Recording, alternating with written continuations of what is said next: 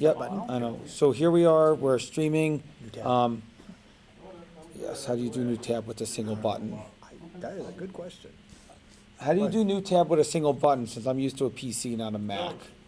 Oh, View to watch. No, it just sent us to the other thing, that's what I'm saying. We need both up. here, try shift. Try shift. We are not receiving data from your encoder. Now we are, okay. Try shift on that. Shift, shift watch on page. There we go. We're there. And then how do we drop this into the same browser? Yeah, here we go. Okay. I'm learning all about the Mac today.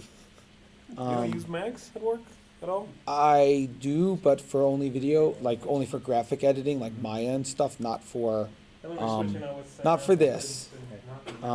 So this one, let's make sure we're good. Okay, we're streaming, we're back. Welcome to stream 2. We only have 21 people. Oh, now the numbers are jumping. We're at 131. My favorite game. Here we go. People are jumping in. We'll give you guys a minute or two. We're back here. Stream 2. Chaz is here now. Hello. Chaz, do you have a pair of dice with you right now? Maybe in my bag over there, buried under a bunch of extra batteries, but not on my person. He doesn't carry his pair of dice with his paradise. It's also 1 o'clock, so we're scheduled for battery change. So we should. Take care Yes, of that. we're changing batteries. So we're back. We need you to tell us if it sounds good in a Are we changing second. batteries on our packs as well? We probably should at some point, so let's just do it now. It's a good time for it. It's your call, guys. I don't know. Yeah, I say let's change batteries and everything. I mean, All I know is we're these- halfway through, so it's perfect timing. These will eat batteries every 2 to 3 hours.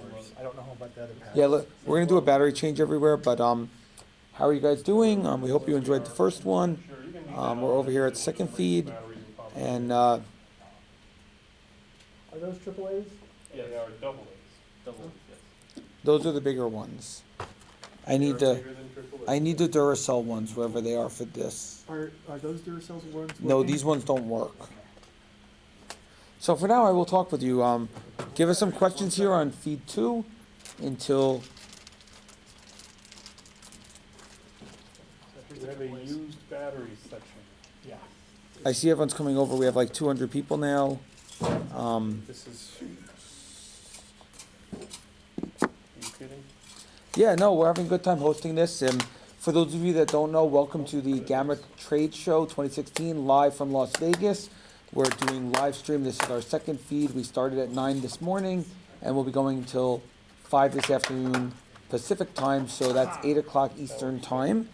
And we're bringing you interviews with all the different publishers, learning about all their new products, learning about different games. They're bringing all their new protos. This is the inside look you're going to get to see what's coming out for the year 2016.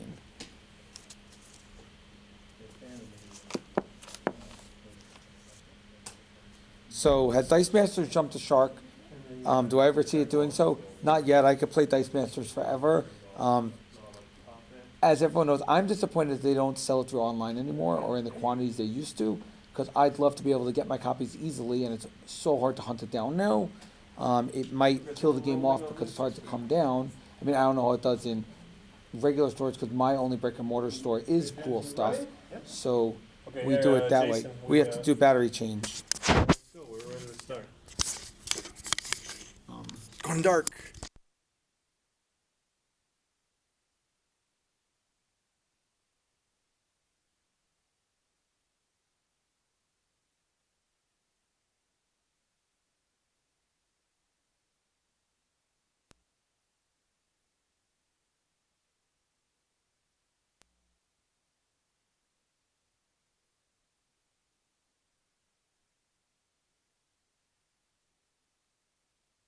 Has been changed. Okay. Check, check, check. Can everyone hear me? Just give me a yes if you could hear me. Give me like. Roundtable style chat. That would be interesting. I'll talk to Tom about the idea. Maybe it'll be something we'll do in the future. But for now, can you guys hear us? I don't see it yet.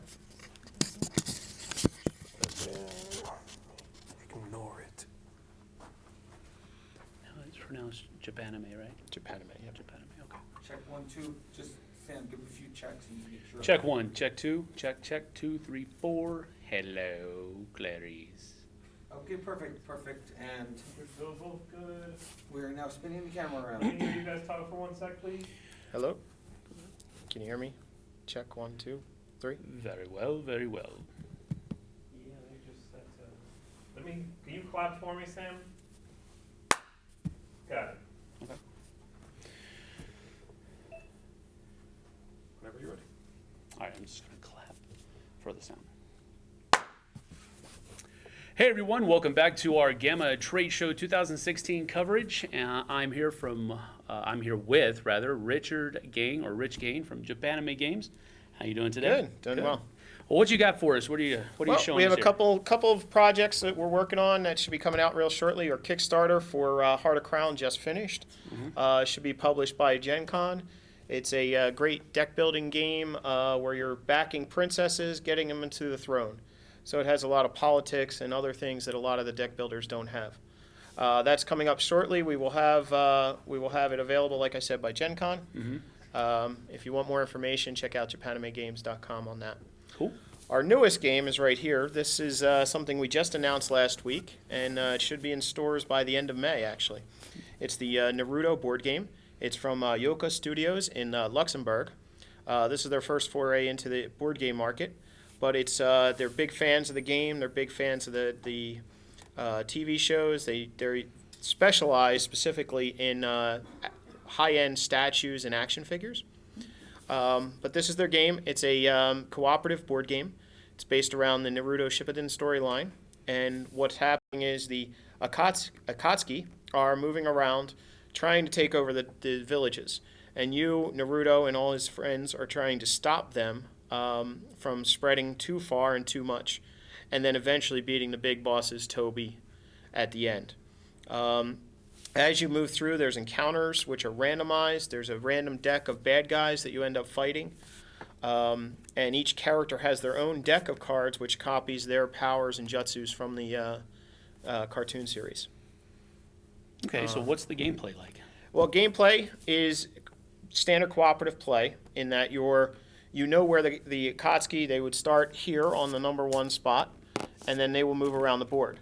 Your choices are go try to send everybody there to stop them, send a few people to stop them, or let them take that one and get to the next location.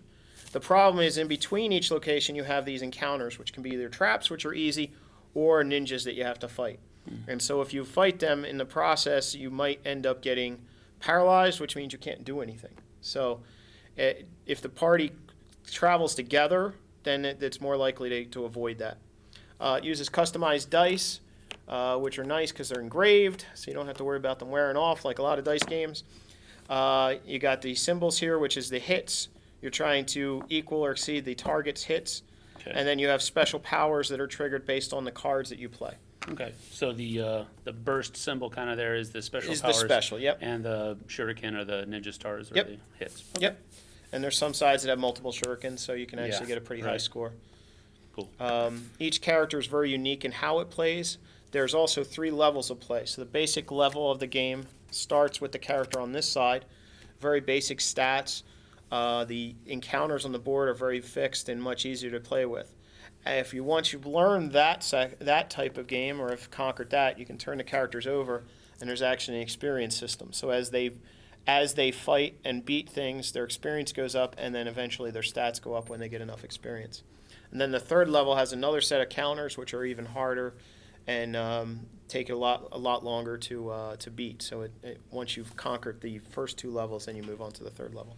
Okay, so you were mentioning earlier before we started that each character has their own deck of cards, is that right? Yes. So there's variable player powers that are going on there? Yep. Each one, and so Sakura, which is the healer, she has a lot of abilities. She's a support character. It's highly suggested if you play with only 2 characters that she's one of them. Each character has its own style. Some are straightforward, right in their face. Naruto, for example.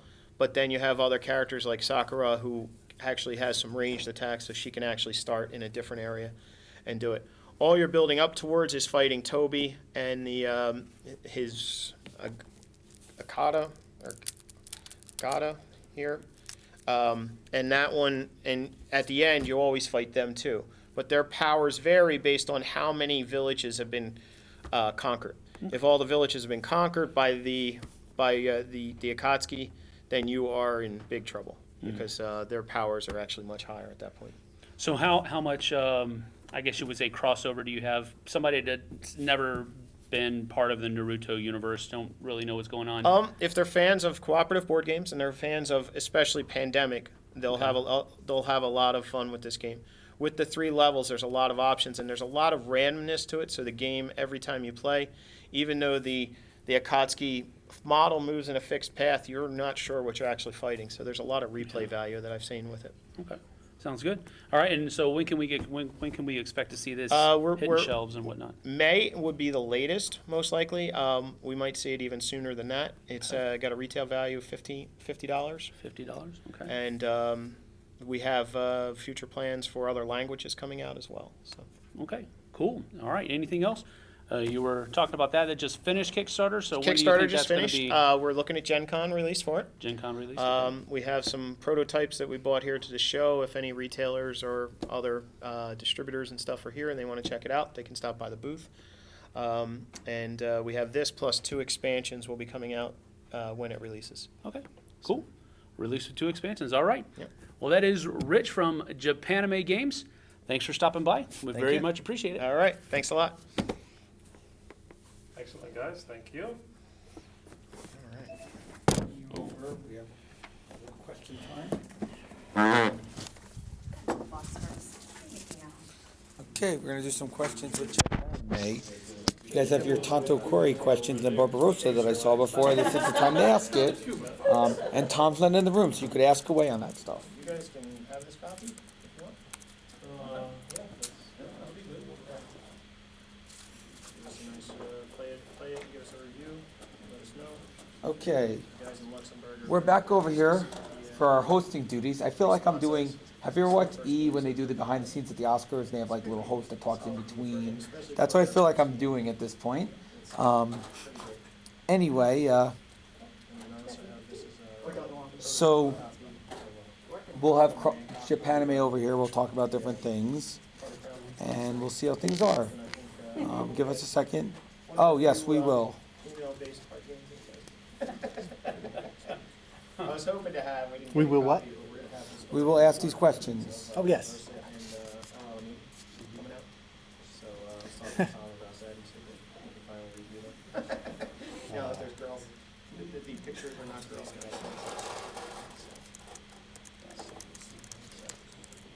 So Rich, slide over here for a second and we'll ask you a few Okay. questions. And I'm going to help get Osprey ready. So, take it away and I'll get them prepped. Okay, just slide around. Slide in. All right, what have we got coming up? Okay, so first thing everyone wants to know is Crossmaster and the Cool Mini or Not partnership. Let's talk about it a little bit. They want to know what's going on with that. Cool Mini or Not will be producing the future products starting with Quest. We still have all the rights and all the production of seasons 1 through 3. And until supplies run out, we'll be selling that to retailers, distributors, and consumers. And people want to know about Tanto Kori. You've done expansions. Is there more expansions coming out in the future? We do. We have the 5th one is going to be probably Kickstarter either late this year or early next year. It's going to be butlers and maids. So we're adding butlers to the mix. Okay, so butlers. So there's a new thing. There's a new faction, butlers. Not just maids anymore. Now it's butlers too. And there's going to be romantic interest between the maids and the butlers. And Ah, very interesting. Let's see what else we have. Let's see what other questions we have for you. Send in your questions. This is for Japanime Games, so just send them in.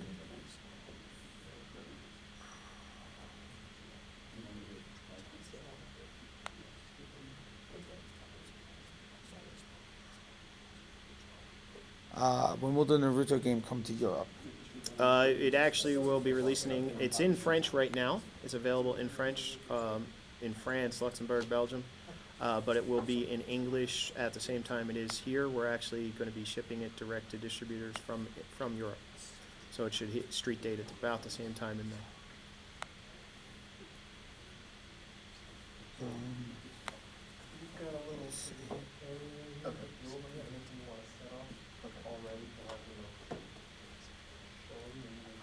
So, you guys want to send more questions? Send them quickly. We have like a minute or two left. With Japanime, I'm waiting for more questions to come in. So, I have to be honest, literally this one, this is the first time I've ever received if anything comes in, we'll answer them. But what other products do you have coming out while we're waiting for their questions? We have God's Gambit, which is going to be a great little just one-off card game. It has similar rules to Uno, but it has some neat twist. It was done by ArcLight in Japan. We'll That's a be producing Seiji game, English. isn't it? Yep. Seiji Kanai, you guys know him from like Love Letter. Love Letter. Yep. So it's a new game of his. And then we also have another High School Panic, which we'll be doing, which is another Japanese import. Dragon Ball. Would you do anything with that license? Well, Yoka and Sume have the rights to that, and it is something that we have discussed, but nothing official yet. What animation do you recommend? What animation things do you recommend? Anime, or what animes to watch, or Just anime in general. Like what anime do you watch, or what got you into doing anime as your main thing for gaming? I guess. well, it was my boss Eric Price was the person who started it, and he started with Tonto, started importing Japanese games, and then decided to then translate them into English. And what other do you have a license for? What other anime do you have a license for at the moment? We don't have the licenses, but Yoka and Sume have the licenses for Dragon Ball Z, Saint Seiya, Street Fighter, Naruto, One Piece, and a few others. If you go to sumeart.com, you can see actually all their statues and other items that they do. And they have the license for all that, and all that stuff is stuff that we've talked about as a possibility. And which upcoming consumer shows will you be exhibiting at? We will be at SecuraCon, which is next weekend. We are South by Southwest right now. We'll be at Anime Boston. Followed that, we will be at MegaCon, Anime North. There's a extensive list. If you know a local con and you want to let us know, we can maybe get our volunteers, or one of us could attend it if you have any local cons that we aren't actually going to. But we hit about 35 a year, so. So there you go. That's Rich from Japanime. Nice to have you on. Yep. And I'm going to switch it back over to Sam. And we have Osprey Games coming up next. All right, gents, let's make sure we are Rolling. Can you give me a clap there, Sam? Keep those puppies rolling. Good, we got audio on both of those mics. Rawhide. Just misspell Scandinavian. Quite possibly. Sound it out. Scandinavian. No, I spelled it Doesn't correctly. autocorrect that one? You can't just say the word back slower to know if you spelled it right, you know? Yes, you can, most of the time. My Unless mom it's some said weird it. pronunciation. All right, gents, whenever you are ready. Did we already do the clap thing? We're good for the clap thing? For the video? No, that was off. That was just, I okay. wanted to check the mic. Gotcha. So we're gonna get going here, gents.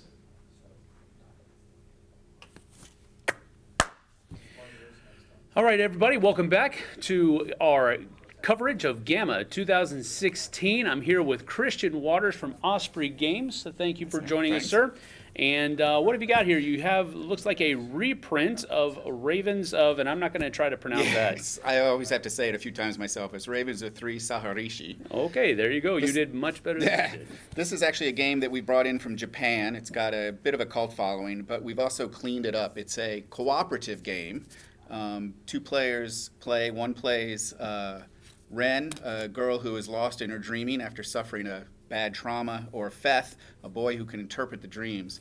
And each player takes turns playing either Ren or Feth, trying to basically decipher a dream card.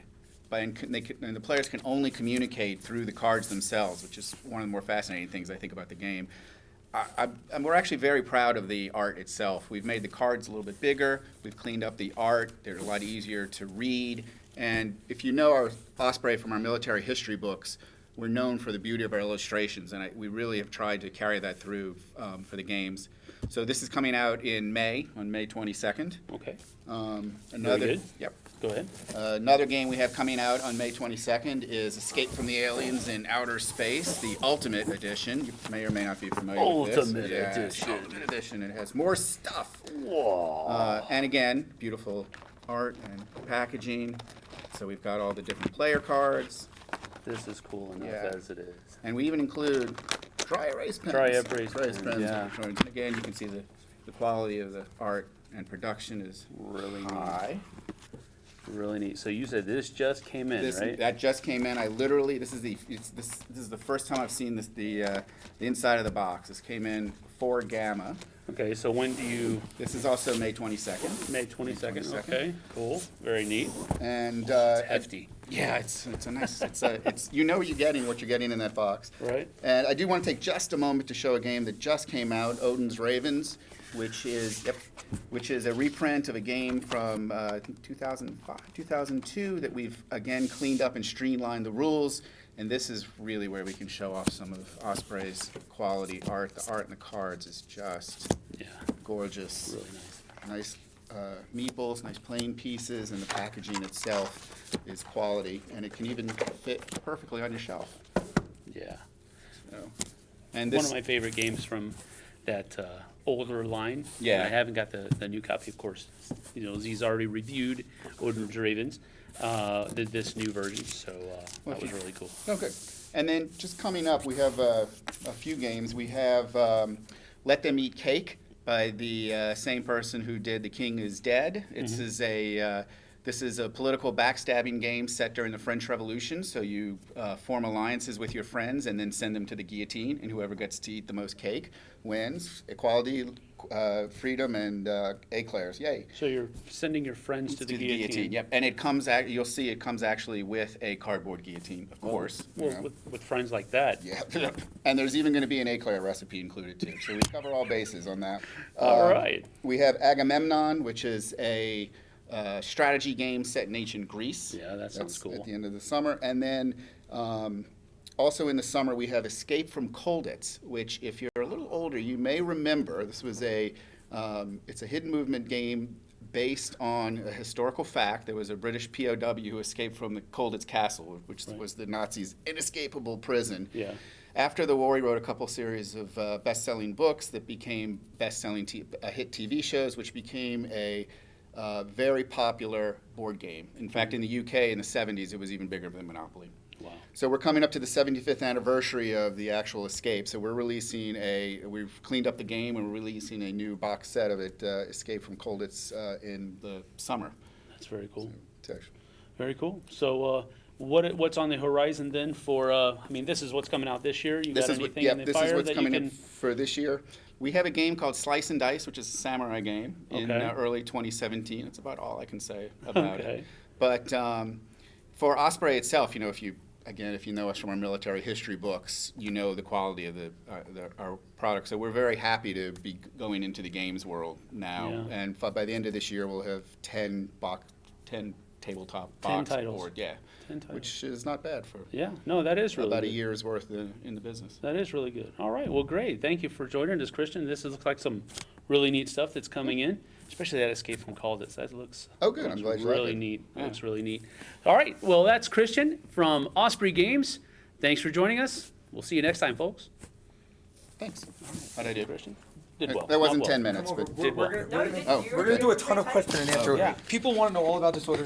We'll get all this. Go ahead. Come over here. We'll get it all. We're bringing this because people want to see this. I need you to help answer. No. People want to see this. Okay. So come here.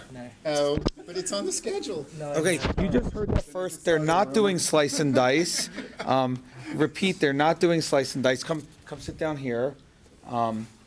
Oh no, not here. Here? That's my seat. That's all right. Come sit down here. We've got the audience, the live audience with us. We're live streaming this. Okay, Jason keeps stealing Oh, our. yeah. Yeah, he keeps stealing our people before we take the mic off of them. You guys Stop wanted doing to see the inside of this. We're going to show you the inside of it now. But before we do, Escape from Colditz. I've played this game a lot of times. Really? I- Oh, excellent. Yes, I Okay. love this game because it reminds me sort of like, even though it's different, it reminds me of Nuns on the Run in Okay. a way, because you're all trying to escape, and there's like, well, obviously it's Nazis and et Yeah, cetera, it's- but you're all trying to escape out, and there's like one guy is playing the person who's trying to keep everyone in, everyone's trying to escape out, and they're all trying to find these different ways to escape. So it sort of reminds me of Nuns on the Run in a way. Obviously, slightly different mechanics, but a similar style game to that. Cool. Then Odin's Ravens. Everyone's been saying they're so happy that you guys were able to rescue the game after what happened with the Kickstarter, which Z just gave me a copy, gave us the copy here. They were very happy that you were able I'm to glad. rescue that. So, oh, they want to see the inside of this very Absolutely. much so, since no one got to see it there. Let me just hold up. So, are these? I've played the original. Are the maps? Have you all have the same maps as the original? Or have you added more maps, or what's the story about this? What have you done with it that's different? It looks like there's more than what came in the original, based on what I'm looking at here. Let's hold this up to the camera and see. So this here is the maps, and they're all, instead of being paper like in the original, now it's dry erase. How many maps do you have in this one now versus the original version of the game? Here, let's I hold think it this there's way. 8 in each deck. So there's 8, and in the original there was what, 2, right? 2, There was only I 2. think. So you have a whole bunch of different maps that you can go through. Look at this one. This is like a little tiny one. There's a little tiny one. Oh, but there's also special things like silent sectors draw a dangerous sector card. Okay, so there's some slight differences. But overall, this looks like a super deluxe version. Got the dry erase pens. Dry erase pens with it, which is pretty And we even have the dry incredible. eraser. Yes, yes. This is, if you didn't find this before, this is a great little team up hidden movement game, because there's teams, like half the players are the aliens, half the players are the good guys, and it is one of the best hidden movement games out there, I would say. In fact, that seems to be the theme that we're talking about, Yeah. Escape from Colditz as well, is hidden movement. Also, this game, this one reminds me of Mastermind a lot, actually. Ravens are 3 shy, or 3 sashari, or however you call it. I'm bad at I pronunciation, think but I'd say Ravens of 3 Sahasri. it Yes. reminds me, this was one that we were hoping got picked up. Z-Man was gonna do it at one point and decided to pass on it. Great little Mastermind game. It reminds me of Mastermind a lot.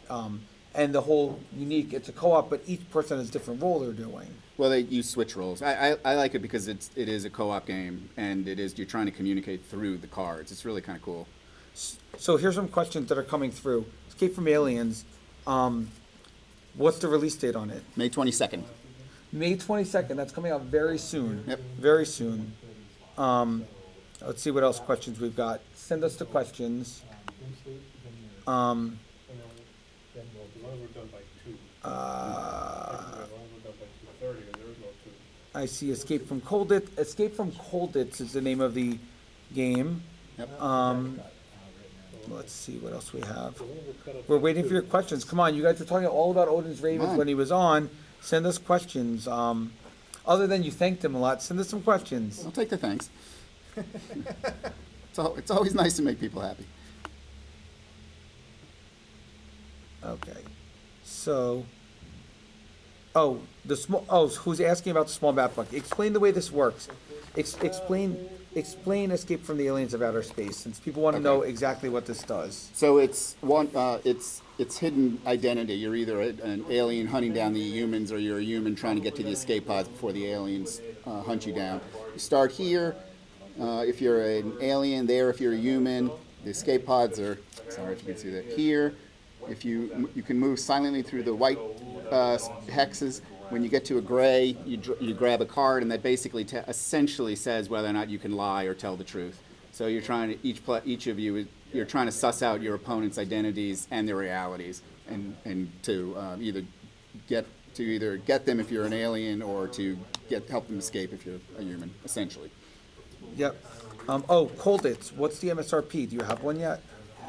What is the MSRP? I do. Let's see. Grab my sheet for me real quick. Yeah, let's look at your sheet Sorry. here that has all of the information. Oh, that's a great looking cover for it. It looks much better than the 1970s version that I've believe played. it. 65. But it's massive. It's a big, thick Look at game. that. Look at that. Look at this. Looks just like the real place. Incredible. Incredible. I'm excited for that game. If you guys like hidden movement, it's a very good hidden movement game.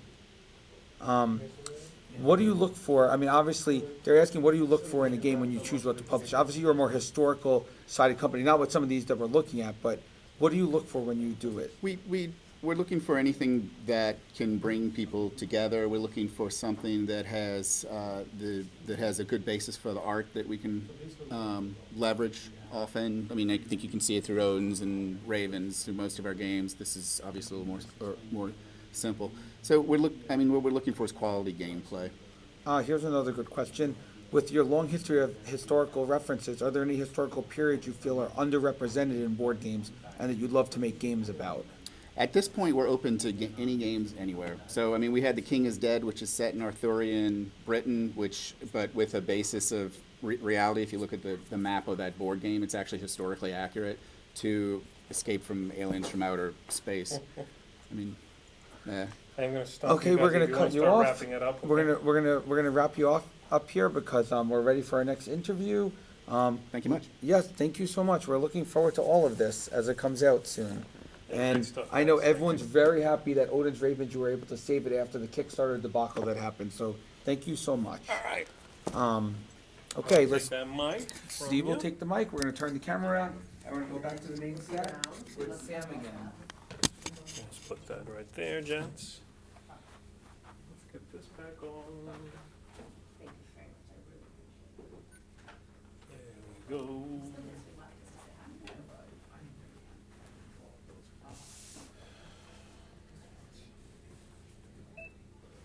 Okay, we're gonna get going here, folks. Go ahead, Sam, and hear that clap. Okay. All right, hey everybody, welcome back to our GAMA Trade Show 2016 coverage. I'm here with Michael Fox from Game Salute, and he's going to tell us a little bit about a new Richard Lanius game. So, what is this all about here? Cool. So, well, first of all, thanks for letting us You're come on very and welcome. Thank you for coming. spiel away about this thing. So, yeah, Richard Lanius has gone into the wonderful world of storytelling. I mean, so we all know that his classic games evoke, incredible experiences, wonderful stories. But this actually focuses on telling the story of somebody brand new, somebody new, fresh, in the American frontier. So, of course, obviously, I'm not from around these parts. I know nothing really about American history, but on playing this is really sort of like giving me a big insight Crash into, course. yeah, very much a crash course on like, how things sort of form. So, the idea is everybody plays an individual character, and they have an individual bit. So, yeah, you're developing your character, but the character then continues to develop as you play the game, as it goes on. So, every character has 6 different statistics, all of which will then hopefully, once you start adventuring, help you contribute to these fine adventures here. Cool. So you'll notice on the cards, some of them have a single person on them, and some of them have groups of people on them. So the game is, at some points, cooperative, and also at some points you're venturing out on your own, much like life was in way back in the day, in the days of the frontier. So how does it work? Every turn, the players will begin by discussing what section they're going to go to. Will they go to the far west? Will they go to the frontier? Or will they go back east? Okay. If you go together on a group thing, you're all collaborating. You're all working to try and hit these different stats. So, for example, this one here, to establish yourself as architects of the Underground Railroad, you will need to have a little bit of capitalism because, of course, funding that needed a lot of money. Yeah. But then you also need a fair bit of knowledge. Okay. The characters then work together, adding up their stats that are here on the board, but then also playing cards from their hand, these skill cards, in order to try and hit that certain target, level That 55. number, 55. Okay. Yeah, if they do so collectively, then they will receive rewards, which they can then use to trade in and develop their characters further. Okay. You'll notice as well on the side that every card has a little bit of text that says a bit about that adventure. So then once if you've contributed the most to that adventure, you take the card, you add it to your tableau. So you might start off, for example, as a child, that you served as a courier for the Continental Army. That's cool. A vivacious fiddle player, the life of any campfire, which, we all know Tom is. Being rambunctious, it was like a guardian angel watching over me. And these all sort of add extra elements to your thing. But then you then add this to here. Let's add these over here. There we go, so pop them there. Top down. So we'll see those bits of the story there, and as the game continues, more and more elements of your story come into play. They also give you points at the end of the game, and the objective is to have the most points at the very, very end of play. But really, for me, the big experience is the telling of the story, the weaving of your tale. And as the game continues, your story gets more and more interesting, more and more tricky. And all of these things are wonderful things. These are great things. Right. You know, you've built one of the first homesteads in Ohio Territory. You've rescued the Donner Party, which didn't exactly go so well. However, we all know that life back in the frontier days was not exactly the easiest of things. Of course. Which is where these glorious cards come into play, which are the hardship cards. So this is not an easy game. This isn't a game of sort of weaving the tale of legends for whom everything went well. Right. Hardship can be anything from, like, you know, being haunted by the loss of a loved one, which uses you points at the end of the game, through to being scalped and having, you know, a permanent effect on your statistics. So, you know, you sort of essentially like losing personality, your charisma, Gotcha. because somebody has, you know, attempted to rip half of your head off. Interesting. So yeah, it's a bit weird, but also wonderful and lovely. So, as the game continues, your stories will weave out yet further and further. Good things will happen, bad things will happen. But at the very, very end of the game, Right. My favourite part of the whole thing, where you tell your story. So you're sitting there at the table, and it's not necessary. So people who are sort of a bit worried about being creative in a game, Gotcha. you can just say, I did this, I did this, I did this, I did this.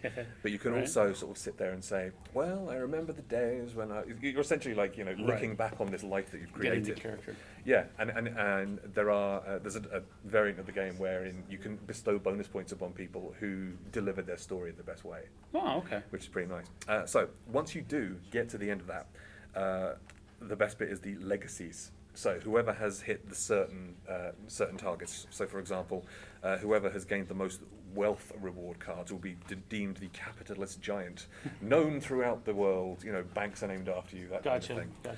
Gotcha. So of course, the one that we've got for Tom, who's just hiding over there, is the American treasure.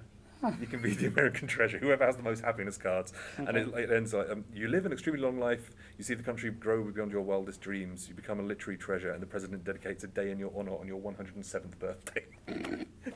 So yeah, 111th birthday. it's absolutely lovely. So yes, And these are like bonus points. those are bonus points they're given at the very end of the game. So who wins at the end of the game, basically? Whoever has the most points is the winner at the end of Okay. the game. As you know, it's a traditional game element, of course. You know, whoever has the most points is victorious. Right. But for me, this game very much feels like it's one of those where the journey is important, Gotcha. and making the right decisions.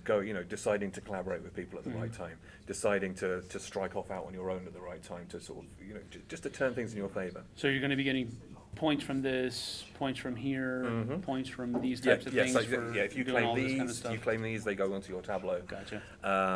You fail to claim them because these will move down as the rounds progress, and if at the end you fail, they will go away and new adventures will begin. There's always going to be one adventure on each one of these spots.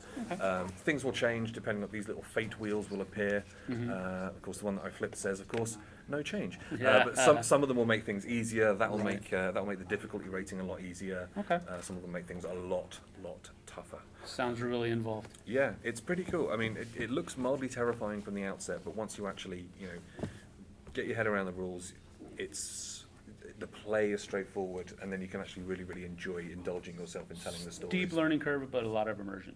A lot of immersion. Okay, Yeah, absolutely cool. beautiful. All right, so that's American Legends of the American Frontier from Richard Lanius coming up, and then you said you wanted to touch on this guy a Yes, little bit. super briefly. Move those over a little bit. So we have a new one from Mike Elliott, which is called Sangoku, which is essentially it's a straightforward and simple poker-esque card game where you're trying to sort of gain dominance over three different mystical realms. Okay.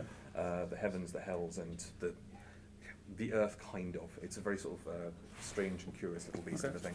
As I said, game by Mike Elliott, you start off with hands of cards and you're looking to build different sort of semi-poker hands. Okay. best poker hands will win warriors that you can then gain power over, fight and attack other people. Right. But the worst hands that you produce as well will also contribute to your attacks and contribute to the way that you try and gain dominance over the 3 different sections. Again, it's a super simple, straightforward thing. You're looking to score the most points. You're looking to wipe out your enemies and crush them before you as well. But one thing I really wanted to point out is the art by Sarah Richard, which is this beautiful sort of mystic. Looks really good. Yeah, it's absolutely lovely. The cards are lovely, the art throughout is lovely, and the game is super, super solid. So do check it out. All right, so that's Sengoku by Mike Elliott, Legends of the American Frontier by Richard Lonius. When can we see that? Look to see that on shelves. Actually, both are in stores now. Legend of the American Frontier delivered to Kickstarter back as recently as did Sengoku. So you should be able to find these both on store shelves right about now. All right, sounds good. That was Game Salute. Thanks for joining us, folks. We'll see you next time. Perfect. Thank you Thanks very so much. much. Much appreciated. Excellent. Hey everybody, I have a special announcement because look who's here joining us for the live chat in between. Wait. Jason. That would be Tom, who's now giving me a face as we've been doing all day. But Tom's here with us now. Yes, and folks, we appreciate you watching. I'm going to need 5 minutes of dead air from you because we need to talk about something. We'll be back. Okay.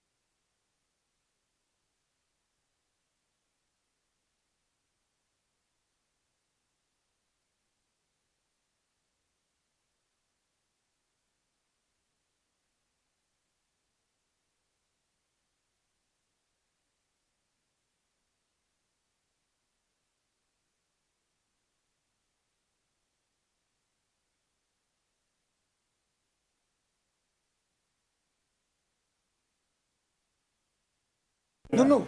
I know, we're switching. While in. they're setting up, come here. No, we're they're set up. We're ready to go. People want to talk to you. They've been waiting to talk to you all day. You're the only one who hasn't Switch talked. back to them. Okay, we're switching back to them. Okay. Yes, we were doing a planning meeting for stuff, so that was a planning meeting. We're And going this to. needs to run up here.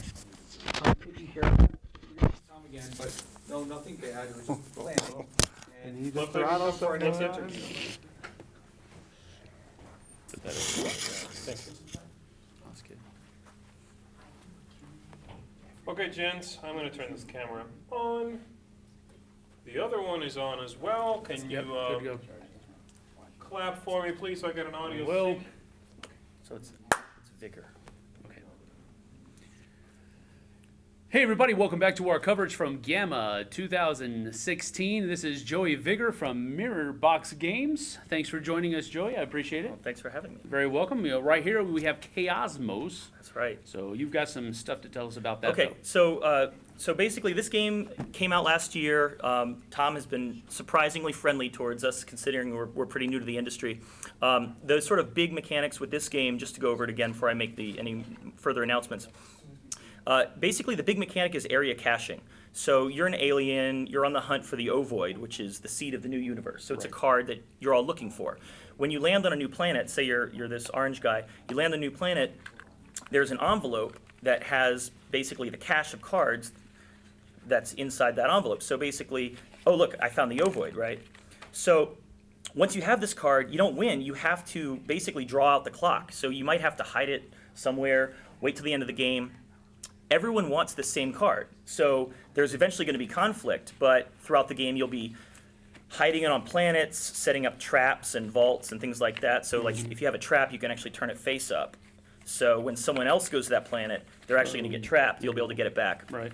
And there's a time travel card that lets you fast forward to the end. So it's really ultimately a game about human interaction because you're lying, you're deceiving. And it takes about an hour to play, and till now it's been 2 to 4 players. So here we're going to announce that we're actually almost done working on an expansion, which is currently called Chaosmos Discordia, and it's basically it introduces alliances. It takes the player count up to 6. Wow. And there's some really spectacular moments that can occur in the game because you're actually, when you form an alliance with someone, you give them a special power that's inspired by your race's abilities, and they give you a special power. So it's similar to like the old Dune mechanic, Right. some of the classic mechanics that we haven't seen a lot of recently. But so there's a lot of player interaction, a lot of kind of moments where you can betray each other and get new alliances, and but you're still ultimately trying to get the ovoid and possess it at the moment the chaos clock reaches 0 and the universe explodes, and whoever has the ovoid. And now with your partner, you can actually win with your partner now in That's the cool. expansion. So that's basically what we've been working on of late. I just finished producing the Kickstarter for Battle Stations, which is basically published by Guerrilla Games, my friend Jeff Sidek. Right. Tom has been an ardent supporter of Battle Right. Stations for 10, 11 years now. Yeah. So that was a fun experience.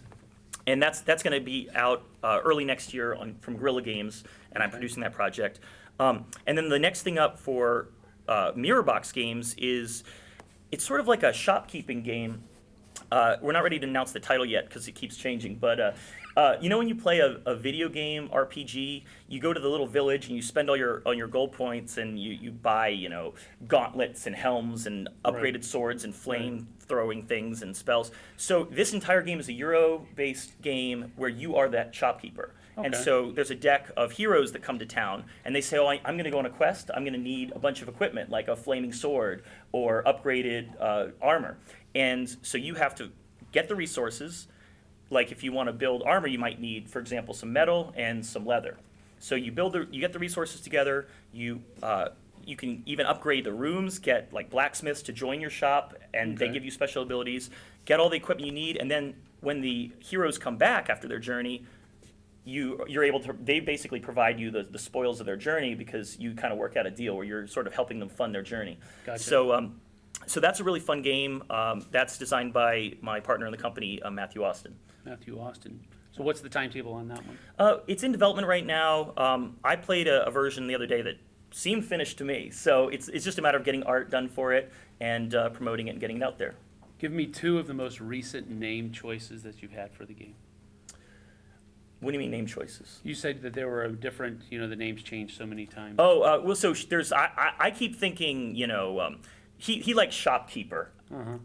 We'll see about shopkeeper. I want something more like, Shoppius Arcanicus, or, Shoppius I just made that Arcanicus. up. No, You just made it up. we don't have a title yet for Okay, the you game. don't have But, one. Okay. but I want it to be evocative of old school RPGs like Ultima Yeah. and stuff like that. Because that's basically what the experience is. And I think it's very faithful to that experience, considering it's such a pure dyed-in-the-wool Euro. Okay, cool. That sounds awesome. So you have an expansion for Chaosmos coming out. You have this, it's a card game.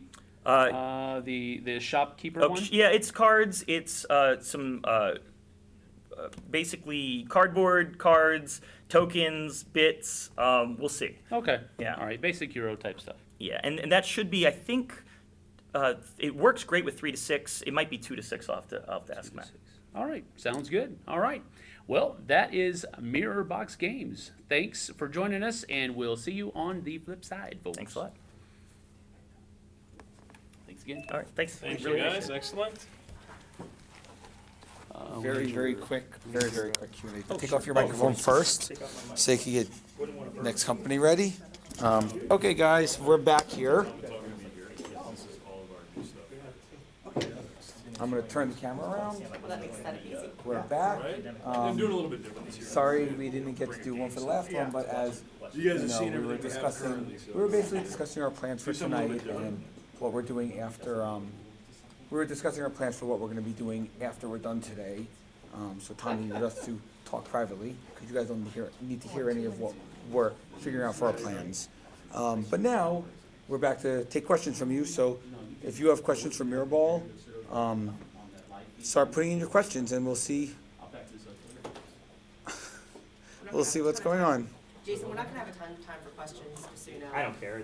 We can do Okay, it. we might not have much time, but we might have one question. Let's see if anything comes in. I haven't appeared yet. If there's a delay. No, yeah. This one's a delay. What is your name one more time? What? What is your name? Jason. Jason, Jody. Oh, we'll ask, if you have questions for Jason Brenner, don't worry, those will come soon. If we don't ask it during the interview part, you could ask him it here, because he will be here for questions after. So please, we have Mirrorball, do you have any questions? Mirror for box. Mirrorball? Mirror Mirror box. No Mirror problem. box. My brain is fried already. What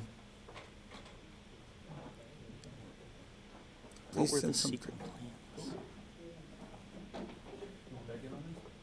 No, that was for us. Yes, it came Yes. out 2015. It came out and it's selling pretty well. MirrorBoxGames.com. Do I know the game? No, I don't. You're up, Suzanne. You're up, Suzanne. What, for Upper Deck? So you can follow us at Mirror Box Games on Twitter. You want me to do Upper Deck? So Mirrorbox Games on Twitter if you want news. Right now, Chaosmos is your only game out, but you have the expansion coming out. Expansion's coming out. Chaosmos is, we've sold probably 3,500 copies total. So we're doing pretty well for a tiny indie. Please don't call it Shopkeeper. I don't think we're planning on that, but it's not up to me. I'm going to let the designer make the decision on that. Okay, well, Chaosmos is out in retail now. You can order it from all the major distributors. yep. Okay, so Well, can we keep the I front guess camera we'll static? kind of. Z, It looks and like then it can- Tweet Upper us, Deck and is we'll ready. respond on Yeah, Twitter. yeah. Tweet them. Mirror Mirror box, Box not Games. ball. Mirror That's Box something Games. you see in the disco hall. Anyway, so I guess that's it for this because we're gonna turn around. Yeah, you can email me We've if you got want. Upper Deck. You can email me mirrorboxgames@gmail.com. Yes. Thank you so much, Jason. Yes. Do you have a remote? No.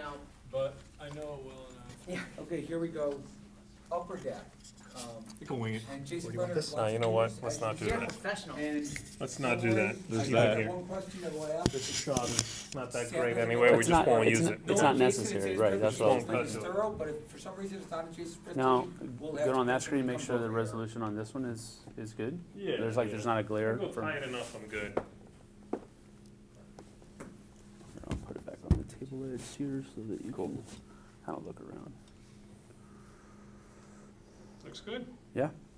Okay. I'm gonna start wide on you guys, and then we'll go in tighter. That's for the live feed.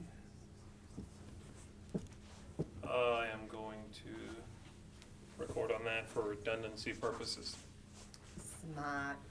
There's a shotgun mic on this. Who's the pro now? The batteries can't possibly die on the shotgun mic. That's your Kickstarter true. money at work right there. Professional. Is it going? Can you see the red dot? Yes, sir. Okay. Whenever you're ready, guys. Okay. Give me I'm going a- to give a brief clap for audio. Sure. And then we'll start after that.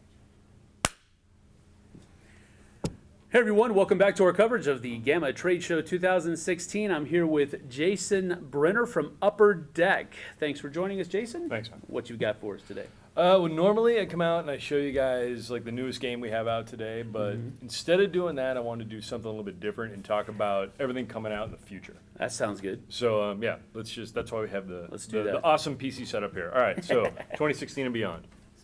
We have Pack of Lies is the first up. And I'll keep it somewhat top line so we don't go into too much of the detail because there's a lot to show actually. Absolutely. So Pack of Lies is a game about telling lies. And that's fun because you get to lie. The Right? game Z will be very good at. Yes, so there's a lot of different things you can do in there. For example, you can tell someone they're a prostitute. And the idea is it's a bunch of different factions vying for control of the city. And the more lies you tell about them, their credibility goes down. So it behooves them to not or disprove those lies. Gotcha. And let's see, the other one, You're an A-hole. That one's on there too. Okay. All right. Family friendly. The Crow, fired up. So this one's based off of the first movie, and it's an Eric Draven story. So you're trying to stop the gang from burning down the city, all while taking out the gang members at the same time. It follows the story of the movie, so anybody who's familiar with that's going to know what that Gotcha. is. That's cool. That'll be out this October. Big Trouble in Little China Legendary. A personal favorite of mine. I'm really looking forward to this one. It's based off the film. It's not based off of any other medium. It's certainly not based off of any second film that's rumored to be coming out. No. Right. This is, I mean, I've been a fan of this movie for 30 years. So, Yeah. like, it's That's very cool. brimming with theme. This will be out at Gen Con. The check is in the mail. That, yes, yes. There's quite a few quotes from that film. Some we cannot say here. Oh, Very yes, sure. of course. Then we have this new one called Dark Legacy. It's by a very popular artist named Brian Tillman. It's basically a two-player RPG in a box. Has a couple really cool key elements. The big hook is your mana changes every round based on a die roll as opposed to just having a resource row. Okay. So it's a little bit different. Like I said, I'm not going to get too much in the mechanics here, but each player has a game board. Everything has certain spots you have to put things in and Gotcha. basically do battle. This one is huge. Shark Island. It is called Shark Island, right? Designed by Richard Lanius and Pete Shirey.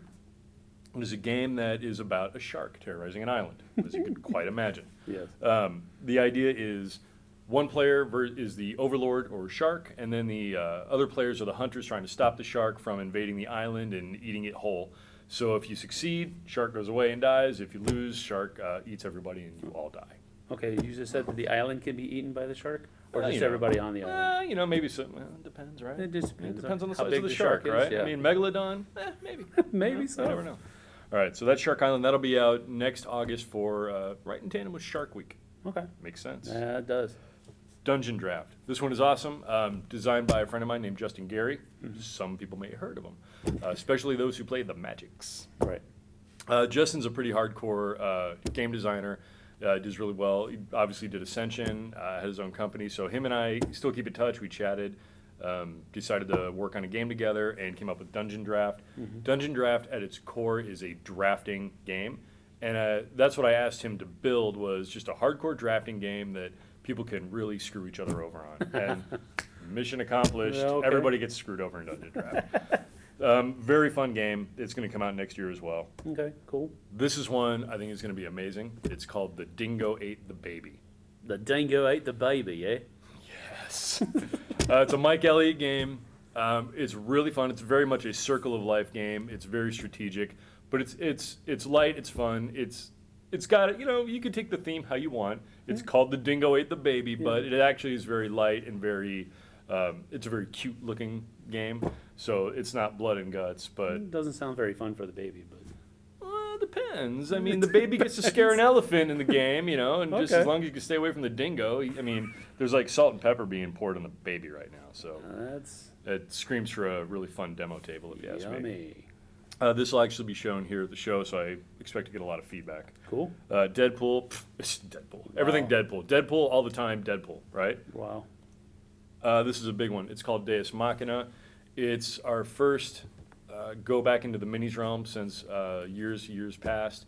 This is a really, really big game. This is going to be a giant tabletop experience.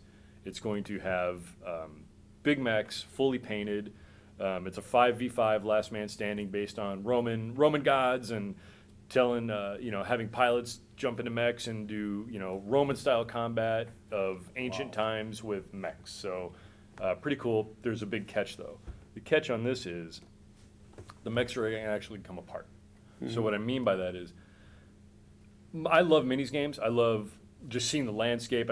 Love seeing the snapshot when I walk into a room and I see it set up. What I don't like is after an epic battle, you and I are fighting it out and we're blowing the hell out of each other. And I blow your arm off, I blow your leg off, but the mini is Model is pristine still there, yeah. So what we're going to do is have a system in place where you can remove those parts. If I roll a crit, I blow your arm off, you could take your arm off. Yeah, and it's not going to be a cumbersome method to do it. It's a pretty interesting thing we're designing. That's cool. So that's coming out probably Gen Con 2017. Is it like, And there's some 3D models to show. yeah, that's hopefully. very cool looking. Yeah. Like I said, they will come fully painted. They're about 3 inches around that level. So, I mean, they're good size minis. You probably can't do something like that magnetically. So how are you guys I making will say nothing. You will say I will say nothing. Yeah. Okay. But it's a really cool system we're working on. I think none of us that have worked on it have seen anything like it so far, and so I'm really excited about it. Yeah. It's a big endeavor. It's going to be a big game, so I think the core set will have about 6 minis in it, TBD. There's also going to be a blind booster pack element to it, because if you can change out parts, you're going to want to keep adding parts to the pool. Right. Yeah. So not only can they be taken off when you're doing damage, but you can pick and choose. what makes Potentially, up- yeah, it's still being worked on whether that's going to be like during gameplay or at the beginning of your game. This is what your build out is, Yeah. which a lot of other games do that as well. But we're going to be able to show you, Right. through the mini themselves. That's cool. Yeah, and that's about it. We got OP coming out starting right now at the show for Versus System. So Versus System 2 PCG, excuse me. So those are available now. Any store can purchase a kit from their distributor and start having OP nights for Versus. It's real simple. $20 a kit. You want to run one night, buy one kit. Want to run 5 nights, buy 5 kits. We're not making you sign up for anything. Wow. Yeah. That's really cool. Yeah. So that's the next year, and there's actually some more stuff that I can't show you, but it's in the works. There's obviously still Legendary happening. I mean, Legendary. I have Captain America's 75th anniversary expansion coming out this month. Have Civil War, the big box expansion coming out in June. So a lot of stuff for Legendary. A lot of stuff. Yeah. Really cool. A lot of cool stuff. Thanks so much for joining us, Jason. I very Anytime. much appreciate it. Thank you. Appreciate All it. right. We'll see you guys on the flip side, y'all. Thanks for joining us. All right. That's that. Okay, Jason, I'm gonna steal you over here. You got a lot of questions. You got a lot of questions. Come join us over here. All right. We'll do. Sorry, I had to be on PC. No, Easy. Okay, Jason's coming over. Keep asking more, but I was paying attention to all those questions you guys had before, so Okay. here we go. I got a list of them here. All right. Well, here we go. They were asking about Aliens, the Aliens expansion for Legendary, and will Yep. it be compatible with Predator like a crossover? Yes, you can play. Yeah, well, it's coming out this year. It'll be out probably August-ish, and it will be compatible. Yep, and then people asked A-Force. You Yep. didn't mention anything. Tell us something about it. A-Force is coming out in April. It's the all-female Marvel team, and yeah, it's still on track. There was a couple concerns with Defenders, and I've addressed those online. That's all been fixed. Defenders actually releases tomorrow, and A-Force is not getting pushed back. And they also want to know about Legendary Firefly. Is that still on board? Sure is for Gen Con. And the other ones they asked about were G.I. Joe? I mean, yeah, I love it. Can anybody give me the rights to that? I'd love to. That'd be great. You heard it here. Try to find those rights. I mean, I'm a fan. Let's do it. Let's do Masters of the Universe. Let's do Transformers. Can you go into more depth about the Deadpool? They want to hear all about Deadpool. All right, Deadpool. I have an expansion for Legendary coming out this October, which will be a small box, and then I have. I can't get too much into it, but there's potentially 2 more Deadpool standalone games that are totally different from each other. And let's see what else we got here. Shark Island. Shark Island's going to be awesome. Everything was going through. What kind of game is it? They want to know, is it more like, does it have a feel like a Sharknado kind of game, or does it have more of a feel like a Jaws kind of game? It's more. This is what people are asking. It's not Sharknado. It's more Jaws-ish. It's definitely more Jaws-ish. Think of if you had Jaws, you really had at its core, you had one hunter or one boat chasing the shark. This is the same concept, but it's up to 5 hunters chasing the shark. So you guys heard that? 5 hunters chasing the shark. It's sort of like a Jaws-ish kind of game. Right. So, this is a good question. Old expansions like the Fantastic Four, are you going to reprint those, or are they just out of print now? They're out of print until further notice. Out of print until further notice. Maybe one day they'll be back, but for now, out of print. Keep sending questions here. What does the Aliens expansion include? 400 cards and a unique play mat, because we're focusing on playing. There's a lot of Alien Queen mechanics in there, and we want people to have their own play mat to utilize that. Yes. Now, here's a question that came up earlier that especially board game fans want to know. You put some Marvel Legendary cards into your regular Upper Deck cards in packs, and we have to hunt down packs to get them. Is there any plans to either put out a little packet for board gamers to get all those cards, or is there something in the works for that other than having to hunt down thousands of regular Upper Deck cards to get them? I get that question all the time. There's something in the works, and you stand by. But I've heard everybody, I've heard the plea, and I get it, and it makes sense, and I don't want to deny anybody Legendary content. So, yes, you'll be able to get it at some point. So you heard that here first on the Dice Tower. All of those things in those packs that you've been trying to hunt or have been annoyed that you couldn't hunt, you will be able to get it eventually. What else do we have here? More questions. Hellboy license. Good one. Don't have it, but good one. Put it in the G.I. Joe category. Ignore that. Well, we used to have Hellboy. Yes.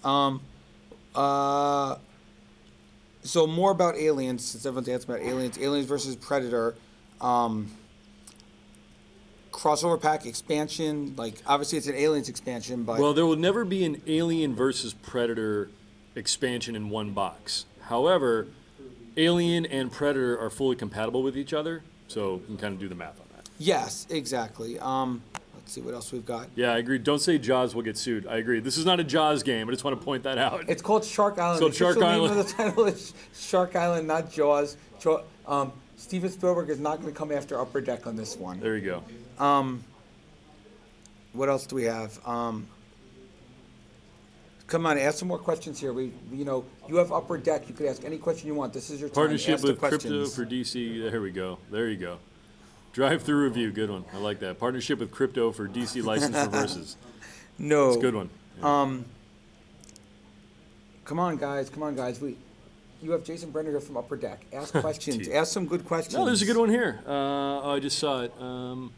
What game was my big influence in the gaming world? Got to go back in the day. Hero Quest, from just being old school. It was great. That adventure game was just, it embodied so much, and it was so fun, and it was just what every person wanted to do that didn't want to do a pencil and paper game. As of more recently, because I did get out of the tabletop industry for a while, the original Thunderstone, I think, was one of the best deck builders I ever played. That's just my opinion. I really enjoyed it. It started to spawn a lot of ideas for me, and Legendary had a lot of influence from Thunderstone. I absolutely pay homage to that as much as I can. What I really love, though, is getting lost in the big box experience. Things like Mansions of Madness. Absolutely love it. But then again, I could sit there and play Love Letter for 2 hours because it's just fun. So, there's a lot of influences that I'd say are important to me in this industry. This whole landscape to me is not a competition. It's about how much can we soak in from everybody that makes games. Now, here's a good question that came through twice while we've been talking. Marvel Collector's Box, second edition Marvel's Collector's Box with new artwork and room for everything. All right, like the way here's Smash Up a did it. spoiler. It's being worked on right now. I already have prototypes. There you go. There's the second breaking news that we broke to you at the Dice Tower, from the Dice Tower here, live at GAMA 2016, is that there will be a giant box that you can put all your Legendary Marvel stuff into. Mm-hmm. And you heard it here first. It's coming. It's happening. Art variants. Would you do any art variants on any of the Legendary sets?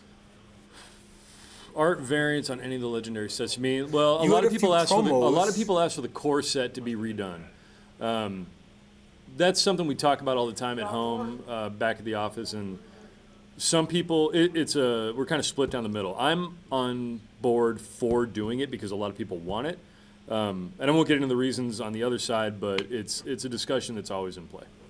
And someone just asked, I saw Bring Out Your Dead, there was a question about any future plans with that game, or was that just a lone game or expansions or anything else for that? That's a great question, and there's 2 expansions ready to go. I just want to know for sure that the demand is there. And I love Bring Out Your Dead. I think it was our first homegrown IP. I'm really passionate about it. I loved when the designer rather, showed me the game a couple years ago. I fell in love with it immediately. And I really enjoy that it's just a cool family-friendly thing. I just want to make sure that I don't feel like every game we do warrants an expansion necessarily, nor does it always deserve OP. So I kind of want to make sure that the game is right for an expansion, because what I don't want to do is have stuff go out there, it doesn't do well, and then it kind of hurts the core game experience, you know? They're asking, what else can you tell about Firefly? Will it be compatible with any of the other games, or will it be a standalone version of it? Well, the Legendary Firefly is going to be a standalone. It will have its own expansions. All the Legendary encounters should be compatible with each other. When you start crossing, just like Marvel Legendary is all compatible with each other. So the answer is yes. If you guys have more questions, keep bringing them out here. We're running out of your questions, and we'll have to let Jason go unless you send some more. So send them in right now while we have time. Firefly versus Big Trouble in Little China. All right, yeah, nice. I saw Now you're Legendary talking. Star Wars go through about 500 times along this thread. Yeah. Would you ever try to work on a Star Wars IP, or try to license it from Hasbro to do something like that? If anybody offered me the Star Wars license, there would be no hesitation in saying yes to that. I am a Star Wars fanboy through and through. Yeah. Oh, Legendary Villains. It's a good more question. villain That's actually a content? really good question, because early when we released Villains, we said, I said it very much, that we were going to do a Villains expansion, a Hero expansion, a Villain expansion, a Hero expansion. What I came to find out is, since everything is 100% compatible, we're not following that pattern necessarily, but we're introducing some things in every expansion that can work both ways. So we might do another, if you want to call it a Villains expansion, but I don't even like to classify it as that anymore, because it kind of confuses the issue, in my opinion. So Yeah, let's see. everyone would want Star Wars. Yeah, I don't Everyone wants disagree. Star Wars, of course. I mean, Star Trek, that's another one. Star Trek's a good one. I'm a huge Trekkie. I'm in love. I've always loved the films, even the current ones. I'm a fan. I like them. The only, I loved every series with the exception of probably like 2 seasons of Deep Space Nine. Beyond that, it was all great. So I would love to do. I would love to do something based on the Enterprise show. I thought that was awesome. Okay, here's an interesting question. Since Big Trouble in Little China, you're going to be doing, what 80s movies are the best? Are the best. Well, I mean, look, the low-hanging fruit is Goonies, right? I mean, everybody loves Goonies. Legendary Goonies? Yeah. I mean, Goonies just got picked up by another company. They're going to do some awesome stuff with it. But 80s movies, there was, I mean, of course, you have like Karate Kid.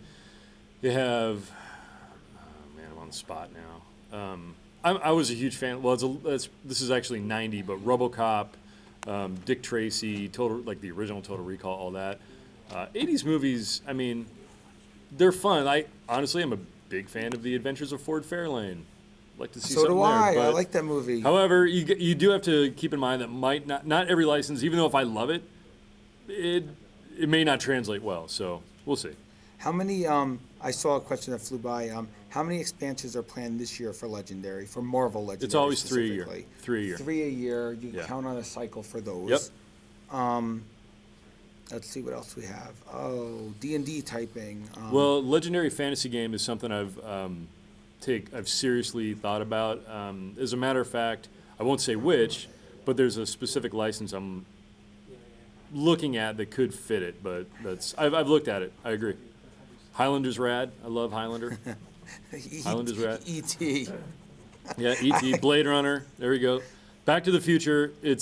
Look, that's a no-brainer, but it's also Transformers. very tied up. Speaking of Transformers, people were commenting on your Deus Machina game that it reminded them of Transformers meets Gladiator. Yep.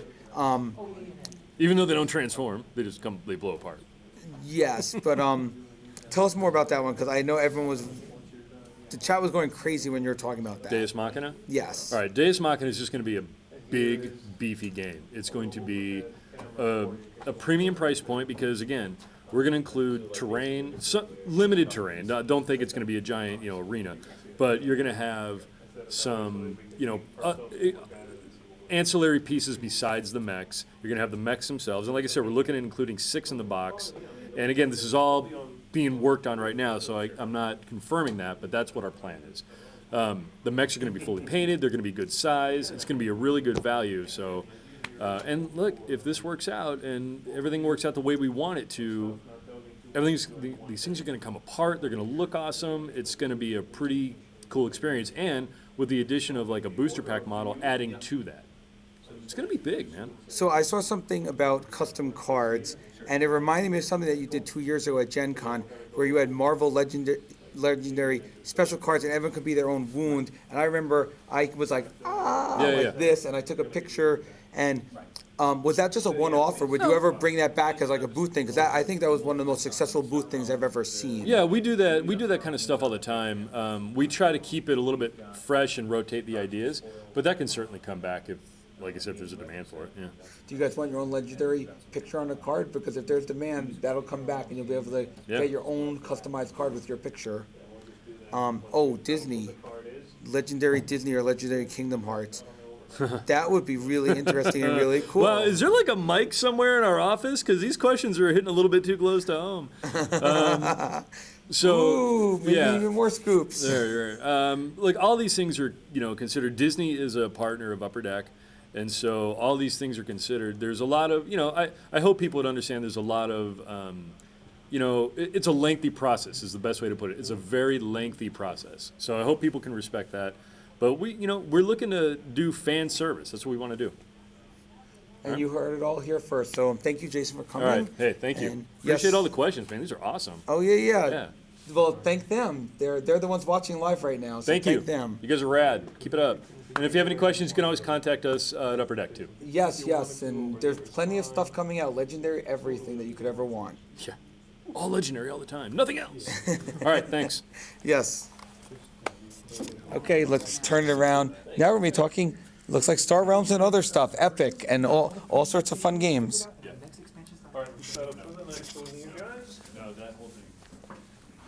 Let's turn this bad boy on. You got it? Go ahead. Get comfy. Get comfy? I'm gonna call you Robert or Rob? Rob. All right, this one's going on. All right, let's get you mic'd as well. You're just gonna do the same thing I'm doing here. Clip it onto something. You might have to go to the collar, maybe. Yeah. Put this bad boy in a pocket. Here, let me help you with that actually, because since it's rubbing the shirt. Oh, I didn't know You do it on that side. It's better. It's better because the microphone is exposed that way. That good? You don't want to catch it in a fold. Yep.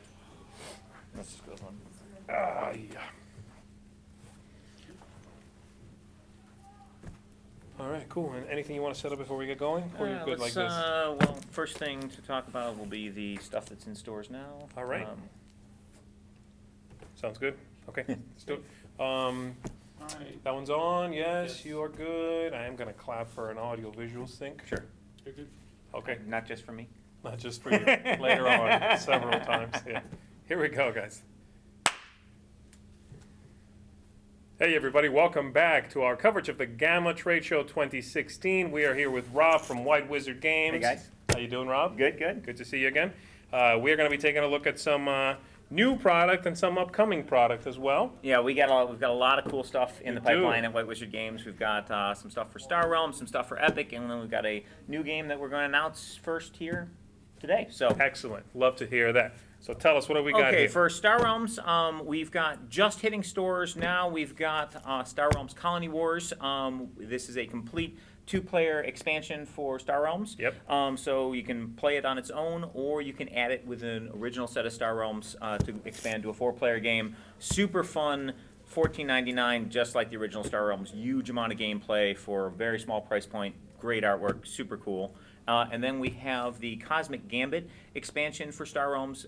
These are Gambit cards. They're special ability cards you start with the game with. You can reveal them during the course of the game to get extra powers and abilities. They can spice up the game. They're a lot of fun that way. You can also use them as a handicap. If you're way better than your opponent, you can give them an extra Gambit or two. Even the playing field, that can be really fun for players of divergent skill levels. Now, same as last time you did this. There's nothing random in here. Nothing It's random. Exactly So basically, the same thing in all. it says right on the back of the pack exactly the cards that come inside, so you always know what you're getting. Not a TCG. You buy a set, you get everything in that set, and you're good to go. Cool. We also, for stores, we have tournament kits and game day packs. These have special promo cards in them. These will eventually be released with different artwork in a pack that everyone can buy. Gotcha. But for the immediate term, the way to get them is to go to a game store, play in one of their events, and we have game day packs, which are very cheap for the stores. They're for like casual playing nights. Right. And then there are tournament kits. And the tournament kits come with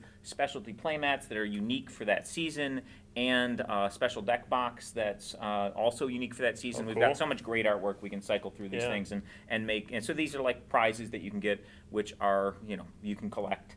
And those are available for retail stores to order now, so you can ask your store to pick those up.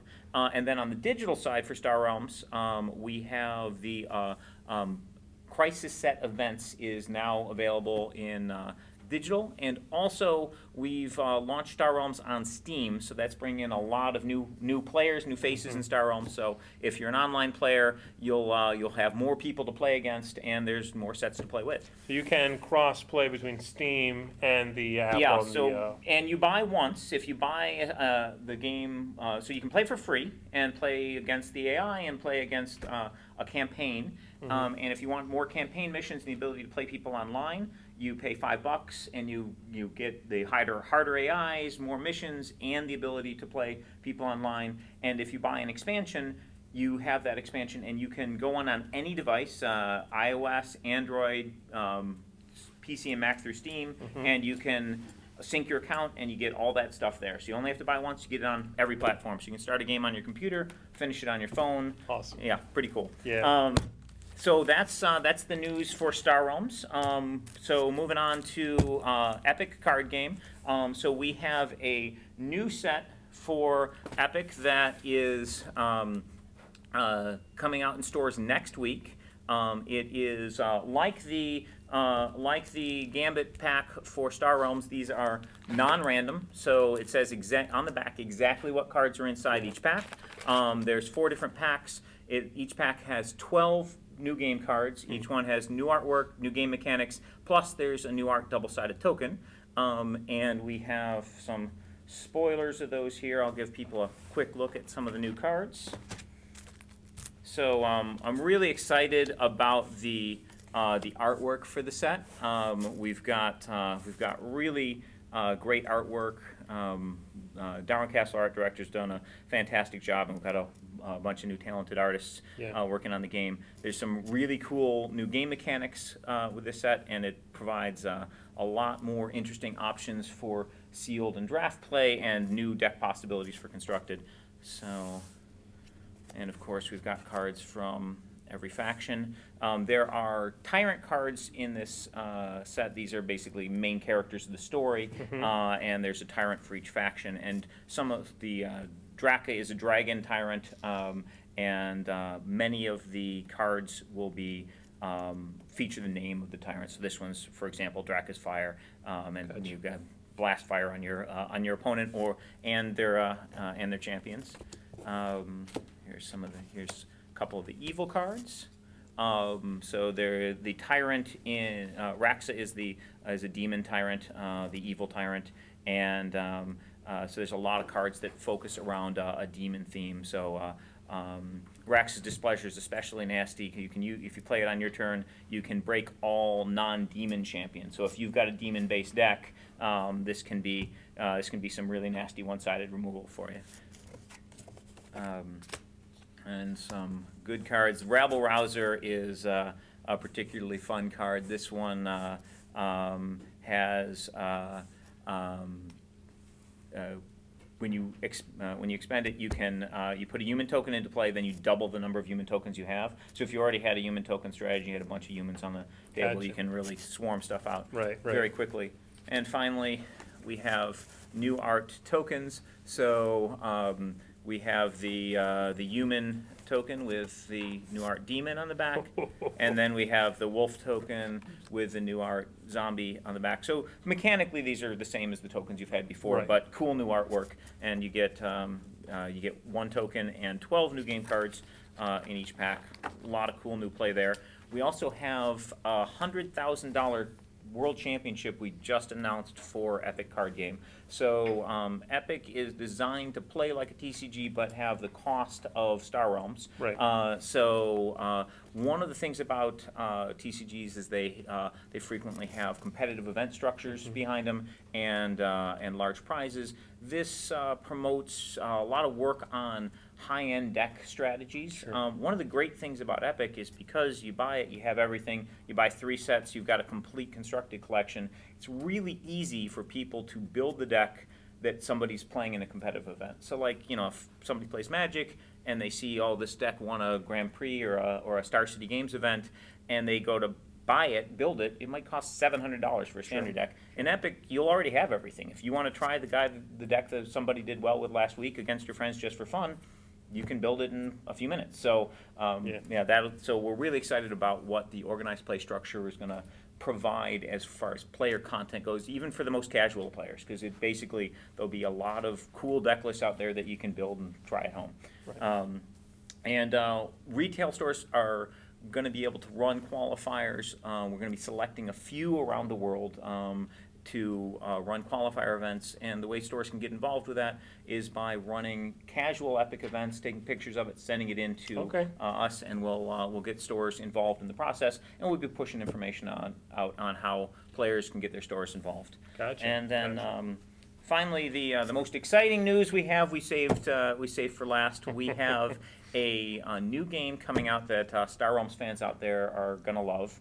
We've had a lot of requests for a fantasy-based version of Star Realms, and so we have a game called Hero Realms coming out.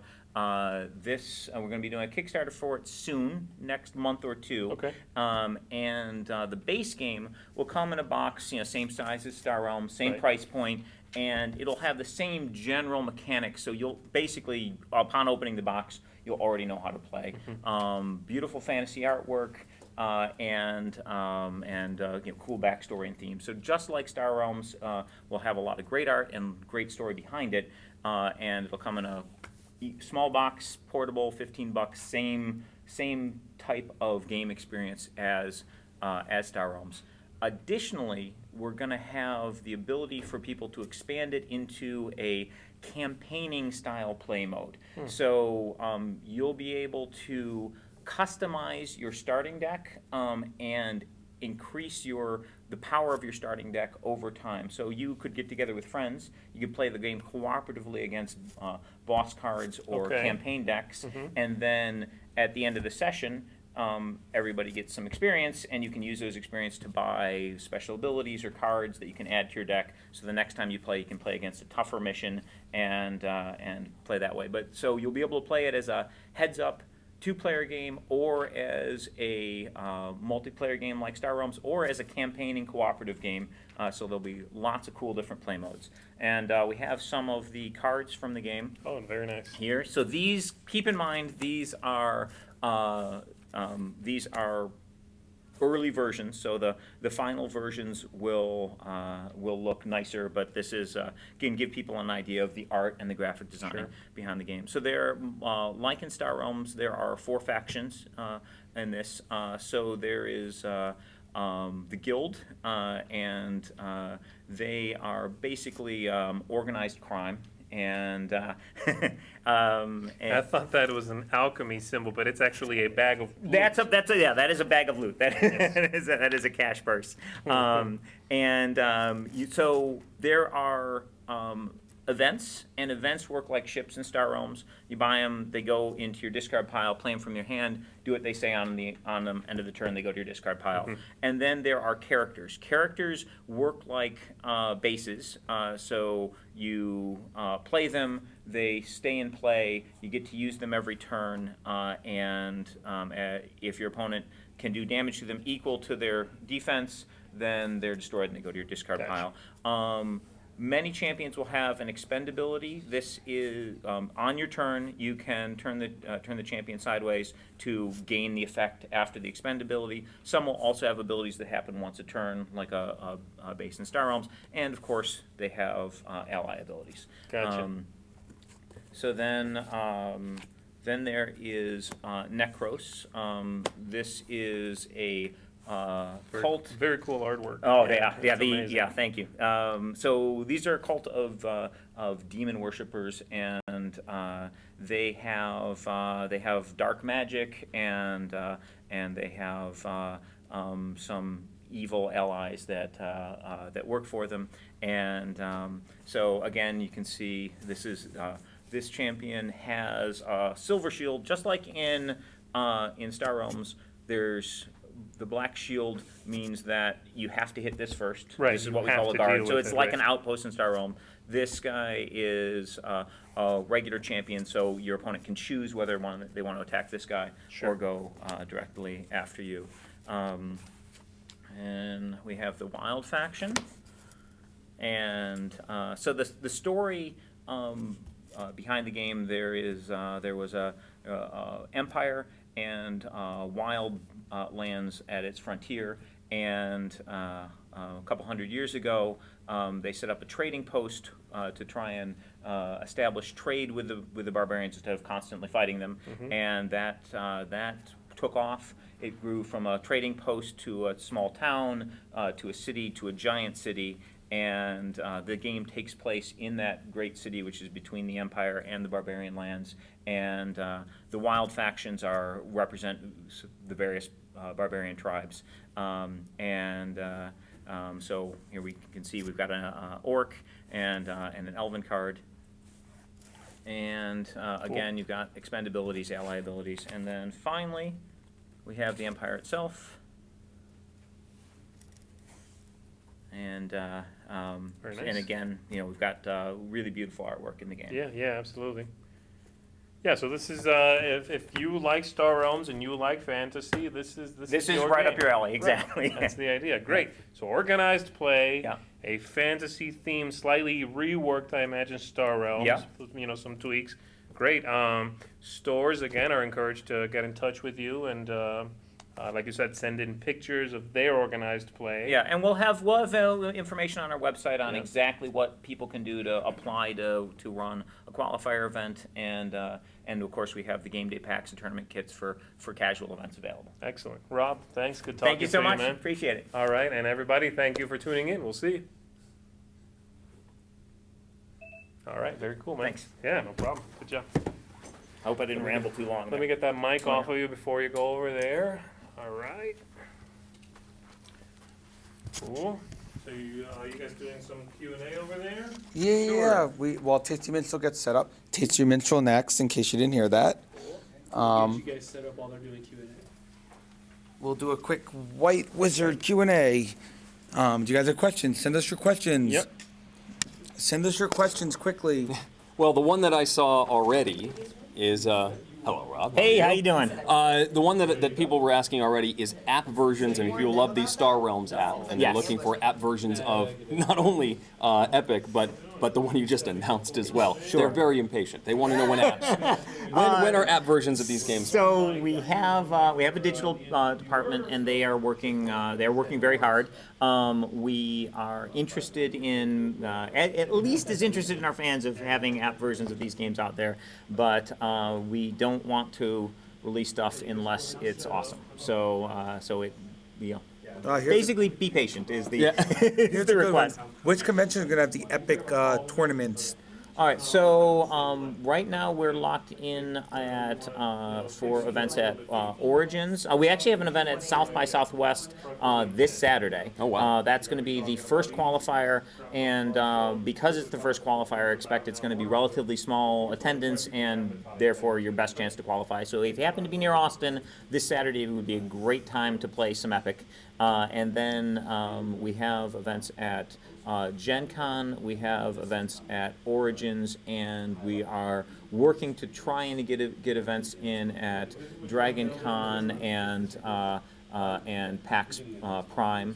And we're also working with our foreign partners to try and get some events happening in the EU and the rest of the world. Oh, here's an interesting question. Speaking of that, are the Kickstarter exclusive cards going to be allowed to be brought, or will they be banned because not everyone's going to have them? So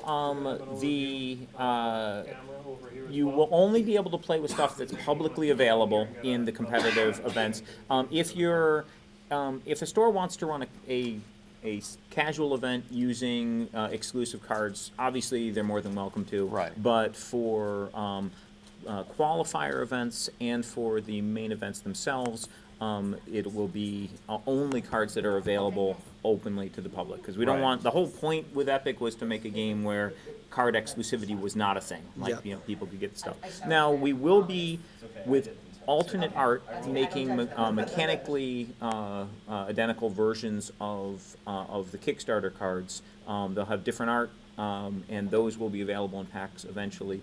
Those, when those come out in packs, then you can use either those new versions or your super cool original artwork Kickstarter versions. Right. So someone's asking here, is there more to the lore of Epic, or are they just cool creatures and names, or is there like a lore behind it? So the world of Epic is about the gods. The players themselves play gods, the world is actually on its second edition in Epic. Basically, the gods made the world, and they fought over reality. So, one god wanted there to be dragons, another didn't think that was a good idea. Some other god wanted dinosaurs, and basically, and various changes to reality. And in the first universe, they just, whenever they wanted to change something, they just did it. And basically, they broke the universe, tore it apart, and that's what happens. It was Here's another interesting one. Any chance of like a 4X game based on Star Realms universe? Have you looked into anything besides card games, like doing a 4X kind of game? So there's a very rich world behind Star Realms, and we would certainly be open to doing other games or other content in that universe.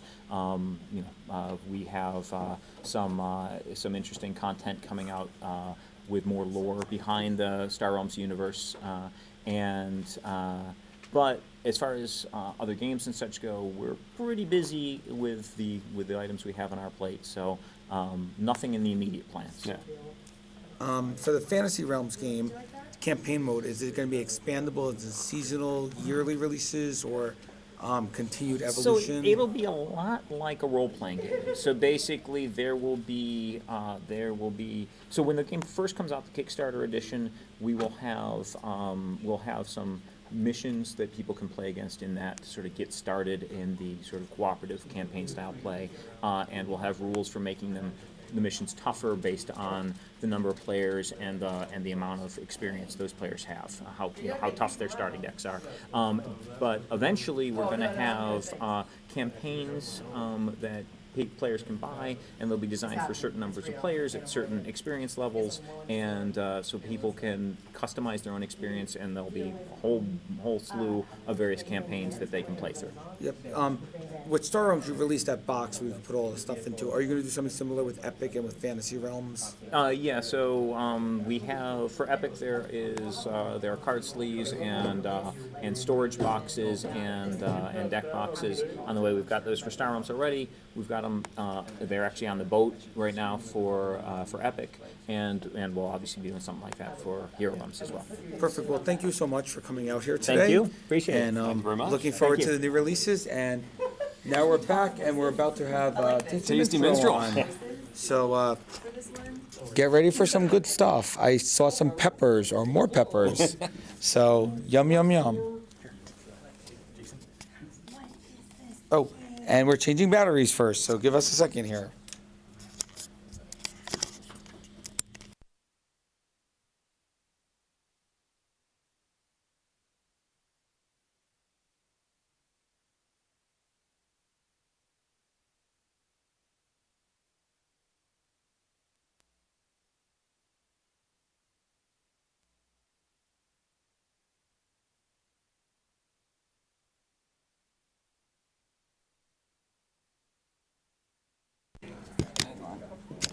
Test, test, test, test. We are testing the mic after a Can you guys hear Eric? la la la la Test la. 1, 2, test Here 1, we are 2. with new batteries. You 1, should be able 2, to see it can on you the hear mic. us?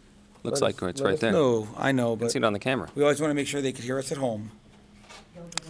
So just give us a yes. Yes, we hear you. We're watching.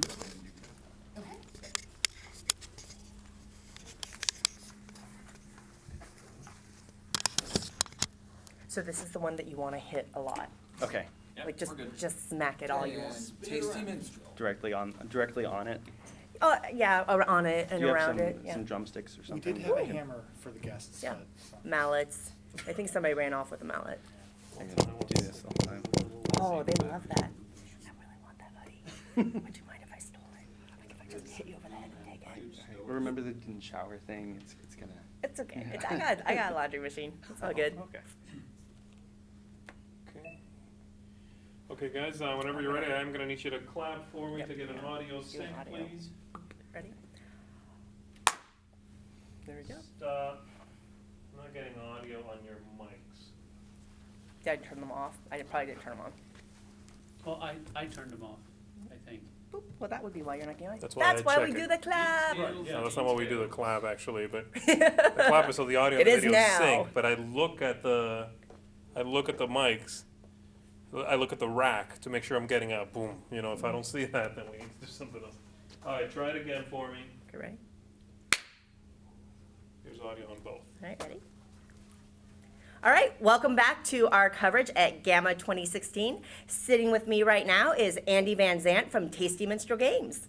And welcome, Andy. How's it going? Great. What did you bring for us to look at? A bunch of different stuff, actually. We've got a lot of things that are coming out super soon, into this month, beginning of next month, sort of thing. Like battle cruisers, we had a Kickstarter for that, as well as Exotica, and this should be on store shelves at the very, very end of this month. And it's a game for 3 to 5 players. It plays in about 10 minutes. It's a very, very quick but interesting filler. You lock in cards simultaneously, and you're trying to do what nobody else is doing, so that you can either eliminate everybody else from the game or get enough points to win. And even though there's player elimination, because the game is so quick, it still works as a fun activity for everybody. Great, and that's completely standalone, just Yeah, set in the com- Eminent Domain universe. Exactly.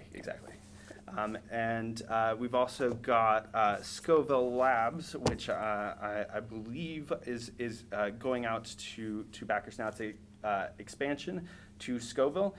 It's got separate player plots that you get to breed privately specific colors of things. So if you're like, oh, the phantom peppers never come, well, now you can plant your own inside your lab to crossbreed peppers to make things.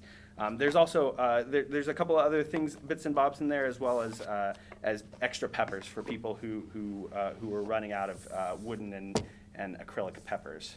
Excellent, great. We've got actually, I think we've got two more. We've got Flip City Reuse, which maybe just became available, something like that. And it's a first expansion for Flip City, and it's just 2 more cards. But really, if you look at Flip City, or 2 more decks of cards, if you look at Flip City, the fact that it's only got 6 stacks of cards to start off with, 2 more is a big deal, because they've got a lot going on, double-sided and stuff. So, and one of the nice things about this is that as a small expansion, the entire tuck box can fit into the base game box, even though the that's base a game really nice detail. That's awesome.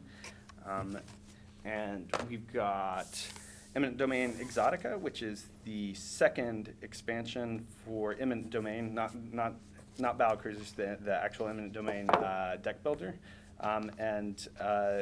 Again, right at the end of this month, I believe.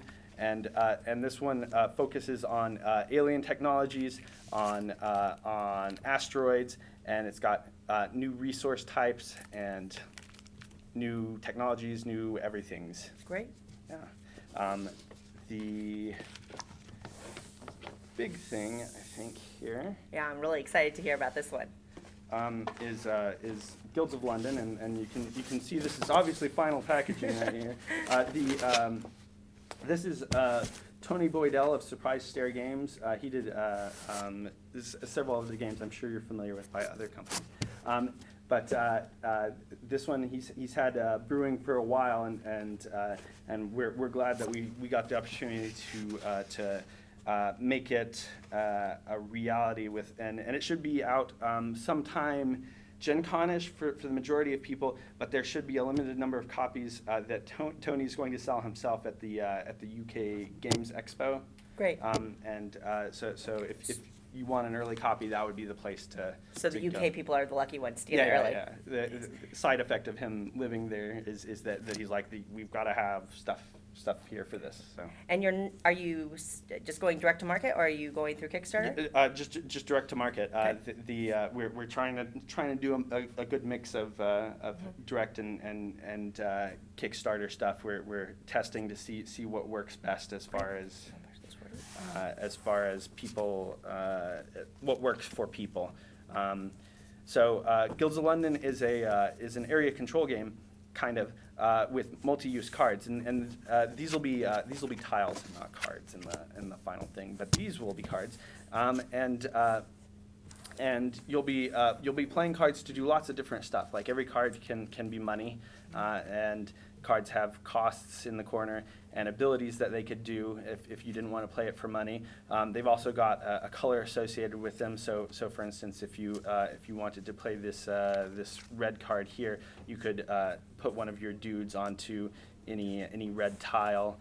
So every card has at least 3 different things it can do, and you'll be going through a lot of cards. It's a heavy card churn game, and you're trying to get those cards to work together. So while you'll be playing a bunch of stuff, it's not play everything, because if you play everything, then you won't have any kind of future planning. Usually it's play these cards work together. Okay, so let's do this. I'll save a couple because these 2 work together, but I need like the 3rd piece to kind of make it all work. And so you'll be playing these cards to get majorities. Every tile has a threshold for how many guys it takes before it'll trigger. And once it hits that threshold at the end of the round, we'll see who's got control of that guild. Whoever's got the most stuff will get the first place prize. So for instance, 4 points and some extra stuff here. And then the second place prize, which there are these chips that go on there. And so the second place prize is always different. Sometimes it's the second place prize is so good that it's better than the first place prize. So even if you see the same tiles over and over again, it plays very differently because of what people are competing for. That's very cool. and when you get control of it, you'll flip it over, and your guy will go on it, and he'll help you break ties in adjacent spaces. So there's a lot of stuff going on. I wouldn't call it a heavy game, but it's a good.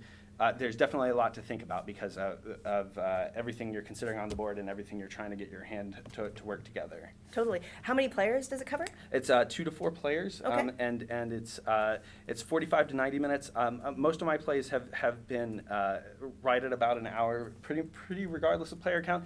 But I think the top end is more if you've got that guy in your group, probably you'll probably hit the top end because there is stuff to think about. So, yeah. Awesome. Well, you had me at multi-use cards because Yeah. that's like my favorite thing. Yeah, So yeah. that looks great. I think it'll like the people who like race and like other games where there's like a lot of stuff going on, a lot of card churn like that. I think that's who will appreciate it the most is people who like that lots of choice going on. Sounds great. And what else did you bring for us? Well, so the last thing is more just a picture. Let's see if we can. Oh. I don't know if this. Feel free. So Downfall, we hope to have a very limited number of copies available at Gen Con. This is by designer John Clare, and it's a post-apocalyptic 4X drafting game. So if any of those, if any of that jargon appealed to you, then this should appeal to you as well. It's a really awesome game because it's a 4X game. It's a heavy game. It usually takes a few hours to play, 2 or 3 hours to play. But the barrier to entry is very easy because it's got a draft to drive it. So you can it's not you don't have to grok as much from the outset to get into this 4X game, and we've got this nice poster here because we're really happy with the artist what he managed to do with this one. Yeah, that's so cool. Yeah. Awesome. That looks amazing. Yeah. That covers it. Yeah. All right. Well, thank you so much for sharing all this great news. There's a lot of good stuff coming out from Tasty Minstrel Games. Andy, thank you so much for joining us today. Thanks for having me. Thanks, everybody. We'll see you next time. All right. Is that okay? That's good stuff, man. We'll bring you over so the audience can chat with Watch you. out, Suzanne. We'll take that Soil Labs. No, I backed it. I backed it. I got my Not copy if I coming. take it first. But So you guys are doing. Yes. Yes. Let me take that mic off of you before you go over there. I'm gonna fly to the UK and grabbing your steal a stuff copy. there, Andy.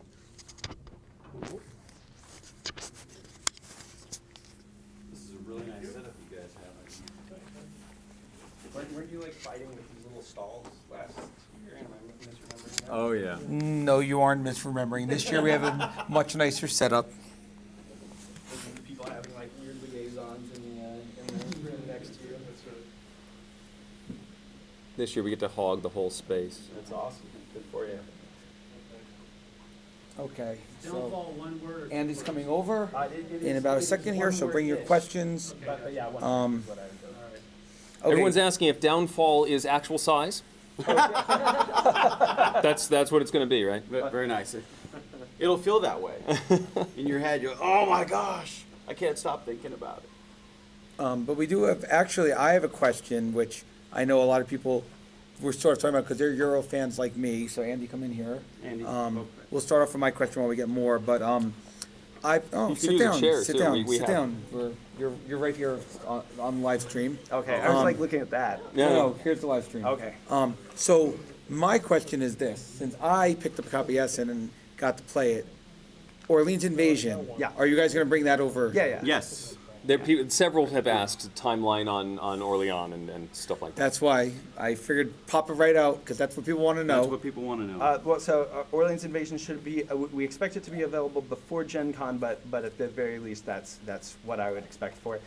We're moving it as quick as possible, but as quick as possible involves a very slow boat across the ocean. So. And Guilds of London, everyone's been the buzz is that it's like one of the best worker placement games ever. So tell us more about it because you didn't go into too much depth, and they want to know more. Like Guilds of London, really, it's the card interplay is the part that I like. Like you're definitely getting your dudes out there and getting abilities and stuff from flipping over those tiles, but really it's the depth you'll find is from how you pay attention to your cards, because you can blow all your cards in a single turn. You can always just like you can you can dump your hand, and that's fine, but really you need to be like, oh, okay, this card is good, but it will be better if I get another couple things that get me extra money to work with it, or extra dudes or things like that, and so there's a little bit of patience there, and really the way it works is when you play cards, you might draw a few cards from those, but if you play nothing during your turn, you get a big chunk of cards. You get to draw more at the end, and so usually there's like an ebb and a flow to it, and so it's really about making a plan and executing a plan, and trying to time it so that because those tiles flip when they get enough dudes on them, right? And so you need to be like, okay, I want that tile, but I need to make sure my ebb, my refill turn, isn't the turn where everybody else also decides that they're going to move in on that tile. So there's a lot of stuff to consider, and that's. Does that kind of help? Yeah. Did you guys like the answers? If you have more questions about Guilds of London, just keep putting them in here, and we'll ask away as long as they're here. Some have asked how they can get a hold of that lovely TMG hoodie. So, actually, I've just ordered some more custom ones to be made. Yeah. I should have them by the end of the month, and we are going to be looking for ways to trickle those out. We've had a lot of requests, but not enough for a mass production. It's actually each one's custom made, and so. Show them the cool part. Pull the hoodie over. There's teeth on it. Look at that. There's teeth, and it's an actual dragon. And wings. Here. And wings. I didn't see the back. You got to flex your shoulders, and the amount of joy that brings everywhere we wear them. You're in the gas station, people are like. They're like, what's wrong with these guys? The cashier behind you, you're checking out the grocery store. She looks like she wants to just kill somebody, and just like joy just enters her life. Rainbows start shooting from her eyes. Oh, it's delightful. So is this sort of thing you would have at a convention, or probably at a convention, maybe even as a little Kickstarter second tier for a very limited number of people. There's different ways that we want to start making them available for those that do want them. Absolutely. Okay. Well, I thought they were kidding, but you actually had an answer for me. We have an answer because people love them. People pretty much always ask, and the problem is, right, like that they are custom made, and they'd be a little pricey, and so people are like, I want it, but. So there's a balance there where we have to be like, okay, well. Do you really want it that much? Do you really want it? If you really want it, go to Taster Minstrel's website and send in comments to them and let them know that you want it. So people are asking about Orleans, the base game. When's the reprint going to come out? Reprint is on the water. Nice. Coming any day now, and not only that, but it's already almost sold through from our end. Like, which means when you see it, grab it. See it. If you see it, grab it. Pre-order it. Go to your retail store and pre-order it now. Right. If you want allocation from your distributors, do it now. Yeah, get it now, because that's occurring, and we're weighing, like right now we're weighing when to hit the reprint button on the third time, but again, it's got to go through the process. There's a long boat ride. So yeah, pre-order it now if you're chomping at the bit for that. How about a fifth player? The fifth player expansion. That is something we're working on. We know that we need to get that out there. Because it wasn't an invasion, we won't be including invasion, but we are looking for solutions for that. Yeah, because DLP put in that little box packet thing that they gave you. They're like, oh, by the way, here's your fifth player that comes with it. Yeah. And so we're looking at solutions to making that available. We don't want people just to get just the fifth player. So we want there to be a little bit of extra content or something, but we don't know entirely how we're going to solve that. Right. But we are working on a solution to make that available for people. Exodus Fleet. Any news? Go ahead. You go ahead. So Exodus Fleet is we're aiming at after Downfall, and there's maybe some reasons for that. We'd like to we're kind of tying stuff in, maybe a long-term interactivity thing. But basically, after downfall is the best way to phrase that. And Exodus Fleet I'm actually just starting to get art bits and stuff in for that, and I'm pretty happy with how that's looking so far. So. Another one that I just saw flash by, Amun Ray. What's the story on that? Great Knizia game. Yeah, we're just finishing up with so we had some partners in France that are also doing it, that are they were the ones that were in charge of all the art and art files. There's been some approval processes, and we just got them all the information for our versions and those files. And so those are being finished up now, and we're going to begin the process of manufacturing and all that very soon.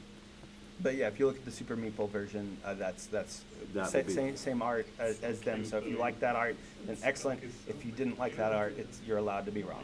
And you have people I like the game no matter what kind of art it has, and it's Amun Ray. It's amazing. So someone's asking about Orleans. Will you ever release the deluxe edition as a regular release? No. We said specifically that that time that we printed it was the only time. The one time. Yeah. One time. So we do have a very limited number of copies that are still in our possession after fulfilling the Kickstarter.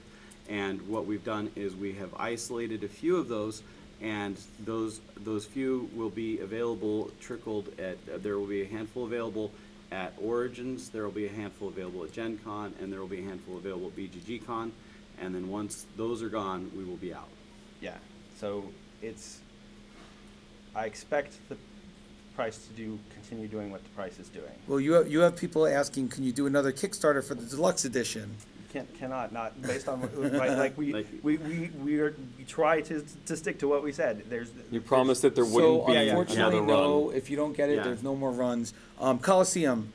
Let's talk about Coliseum. That's another one that you guys picked up. I left bits in the booth. They're underneath the thing. We just live played Not that this. thing, the other thing. Eric, that was the first time you played it, or had you played it before? I had not played Coliseum. I played it Eric for the played first it for the first time. When I went out to Florida and got to play with these guys. And Isn't it amazing? It's a neat game. Yeah. And we ended up making a narrative along. We would describe what happened in each of the shows. You got to. Like, yeah. That's how my daughter plays games. Is everything's a story, and sometimes it's like, oh dear God, just tell the story. Let's move on. But yeah, the game tells the story for you. Let's update all these people. They're not saying Orleans is not going to be available. Just Orleans, the special super deluxe edition won't be available. Yeah. You will be able to get Orleans, the regular game, with not the fancy wooden components, but the regular pieces, which is still an amazing, amazing game. Yeah. It was in my top 10 of 2014. It's amazing. And you will still be able to get the game. The game is not out of print. We're just talking about the deluxe Kickstarter edition with all the extra fancy bits. Yeah. Which is the same game with fancy bits, just so you know. Anyway, Coliseum. Let's go back to Coliseum now. Yeah, so the Kickstarter for Coliseum is going to be going live on the 22nd of this month, so next week. Wow, yeah, all right. So, we've got lots of stuff planned for stretch goals. Some stuff out of the gate, like metal coins out of the gate, because people were like, that's the Orleans Deluxe Edition. A lot of the reason people have been clamoring for our copy of the deluxe edition is our metal coins that came with that. Yes. And so Coliseum will have metal coins out of the gate. Metal coins out of the gate. There's going to be a Kickstarter exclusive sleeve. There were some people that didn't like the game art that we released for the cover, but that game art is very engaging. It draws people in, and we're really excited about it and believe that it will help the games do well long term. And so for those that didn't necessarily care for that, we are making the Kickstarter exclusive sleeve cover, which if you've seen the Facebook ads for the Kickstarter campaign coming up, then that's what the sleeve is going to look like. It's going to be a very, it's going to have this mosaic picture on the front and very pretty. But that's going to be a Kickstarter exclusive sleeve. Oh no! I mean that's great. I mean Coliseum, one of our favorites. What sort of timeline are you looking at? Assuming a successful campaign, and what's the production timeline looking like for Coliseum? Coliseum pieces.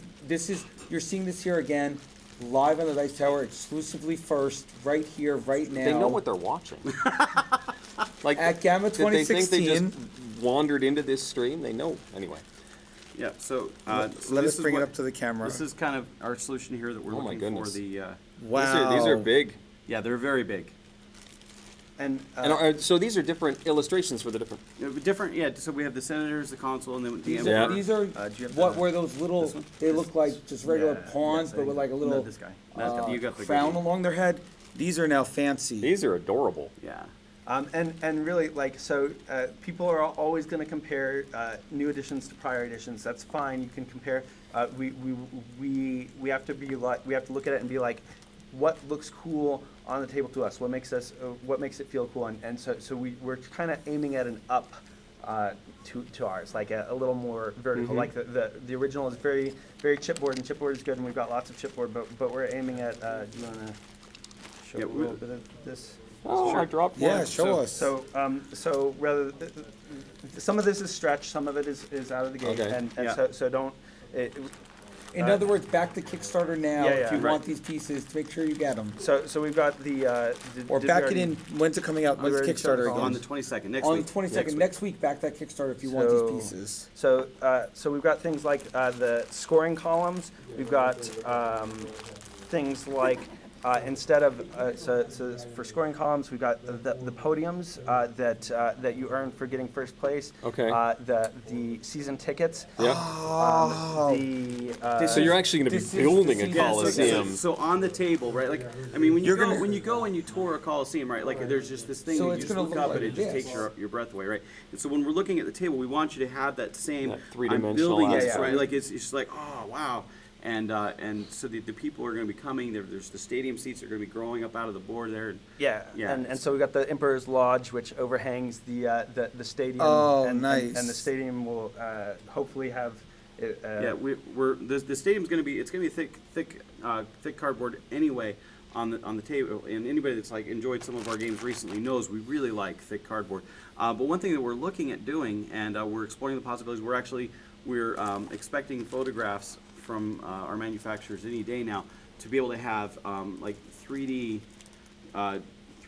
coliseums and to be able to stretch into this so that they're going to be super thick, but they'll have the coliseum floor will be like a whole nother layer where the seats will be raised as your senators and your different people will be going inside and visiting them. Oh, that's gonna look great. Yeah. And then you're gonna have like, is it gonna be similar where there's the chunks in the middle that you could expand it out, but you're not yeah, chunking? exactly. Yeah.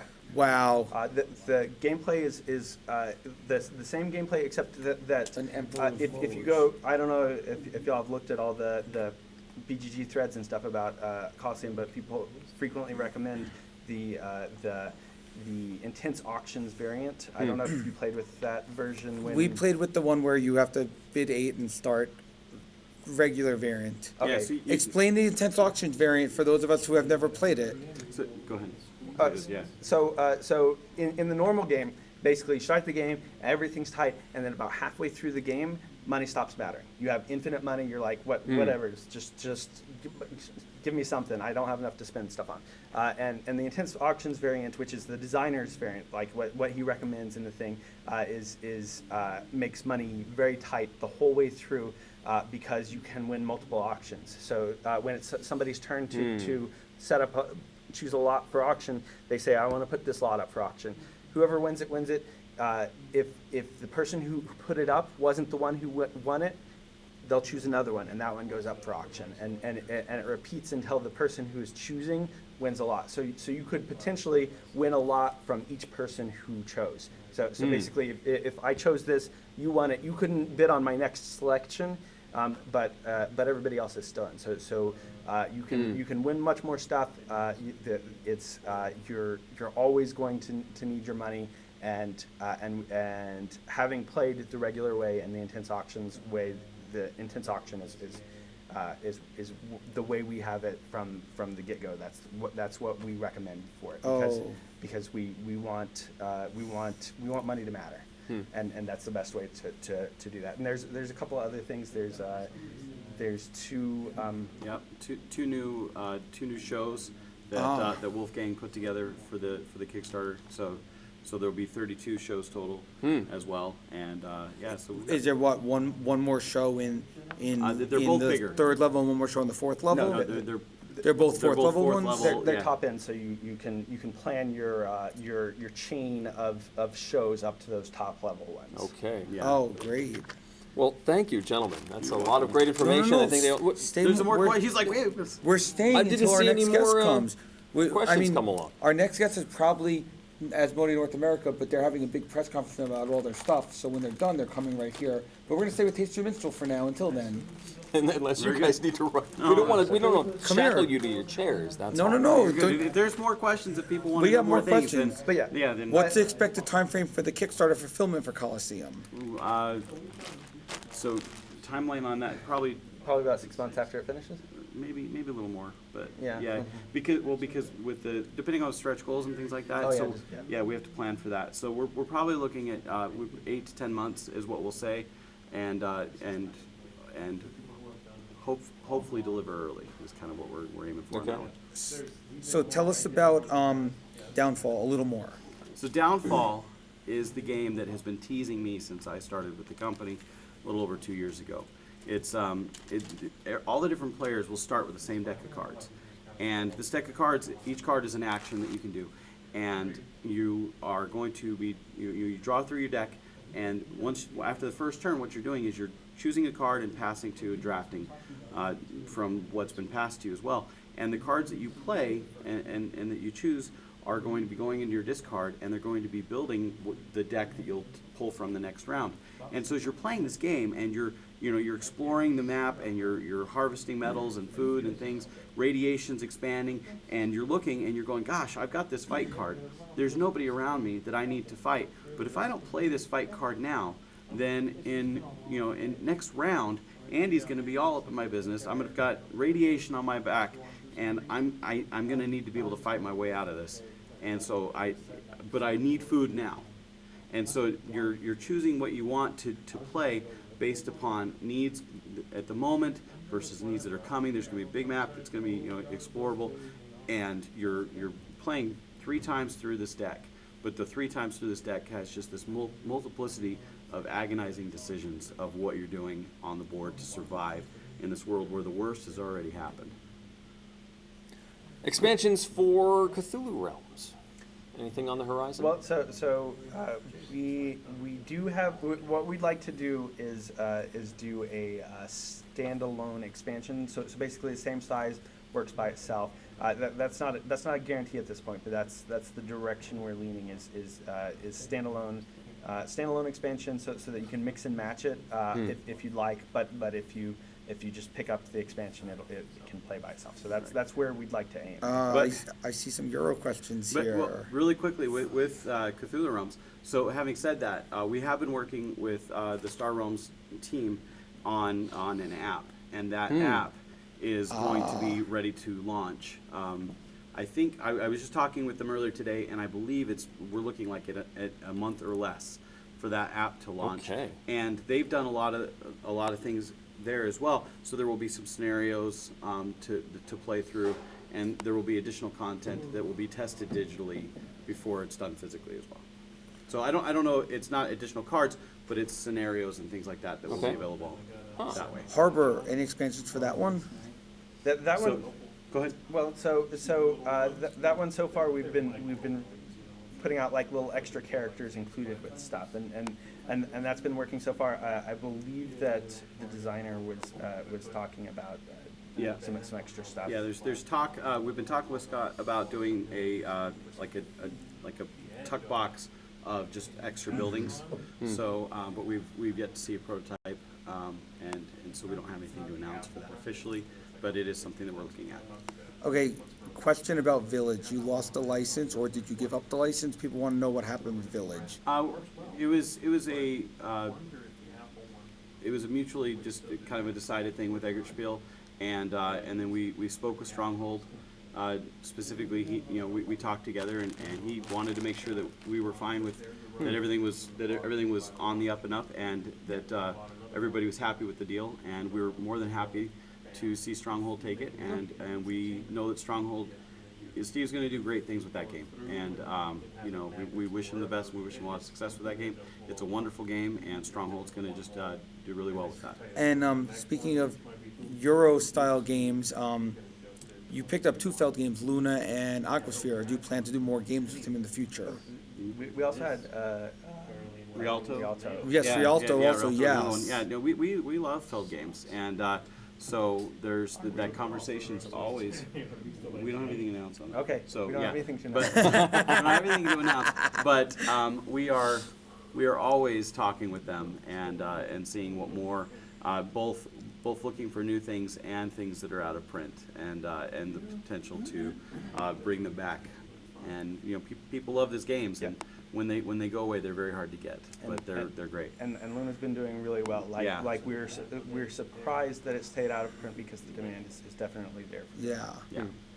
Speaking of Europeans, we've been getting questions about Essen and your Yes. presence at Essen. Will you be at Essen, and if not, who will be representing you? So we will have a room at the Blackfire booth, and I'm not sure about how much demo space we'll have, but we are working out having our games available at the Blackfire booth again. Like we did a very soft presence there this last year, and that worked out really well. And so we've been talking with them, and we'll have a better presence there with the Blackfire booth this coming year. And that's one of those things where if you are like, hey, it's hard to get X in wherever I am, but I'm going to be at Essen. Let us know. Let us know. Like, tweet at us. Do whatever at us. Whatever. So you know form what to of- bring. Yeah. Form of social media. Yeah. Like if 10 people are like, why I can't get my hands on Gold whatever. West. Don't say Yeah. Orleans Deluxe, but Yeah, but whatever. Let us know, because that way we can do our best to make sure we've got copies. Also, don't let us know and then show up in the last hour on the last day and say where's my whatever. Now, let me say something. If you are going to Essen, go to the DLP booth and ask for Orleans Deluxe, because DLP had Orleans Deluxe at their booth, and I think they still have copies of their version. Their version, they So, definitely have. if you're in Europe, you can still get the deluxe version. Just ask DLP Games for it. It's a little different from ours, but yeah. Yes, for sure. yeah, the meatballs. You can get it here too. You can get theirs here? Yeah. You have to pay shipping, and it is different. There's not Because theirs has the little people that go in the bag, the Has the little people style people. in the bag instead of the circle styles that go in the bag. Yep. So yeah, don't hesitate to grab a DLP version if you Really like want their that, yeah. like their version. Their version's cool too. People are back on this hoodie. They want you to model it again. For I guess some people didn't see it. You got to do the chest pump. I don't know. You got to point the wings to the camera when you do it, so it looks like you're flapping. I don't think it works that way. No, it does. Oh, yeah? Trust me. See? It makes all the ladies just amazing. So, we mentioned Essen. You'll be at Origins. Yeah. This will be our first year there too. Okay. So we're not entirely sure what to expect, because this is our first year exhibiting at Origins, but we're really excited about the opportunity. Gen Con, BGG Con? Of course. Yes. Anything else? So we will be at Grand Con, and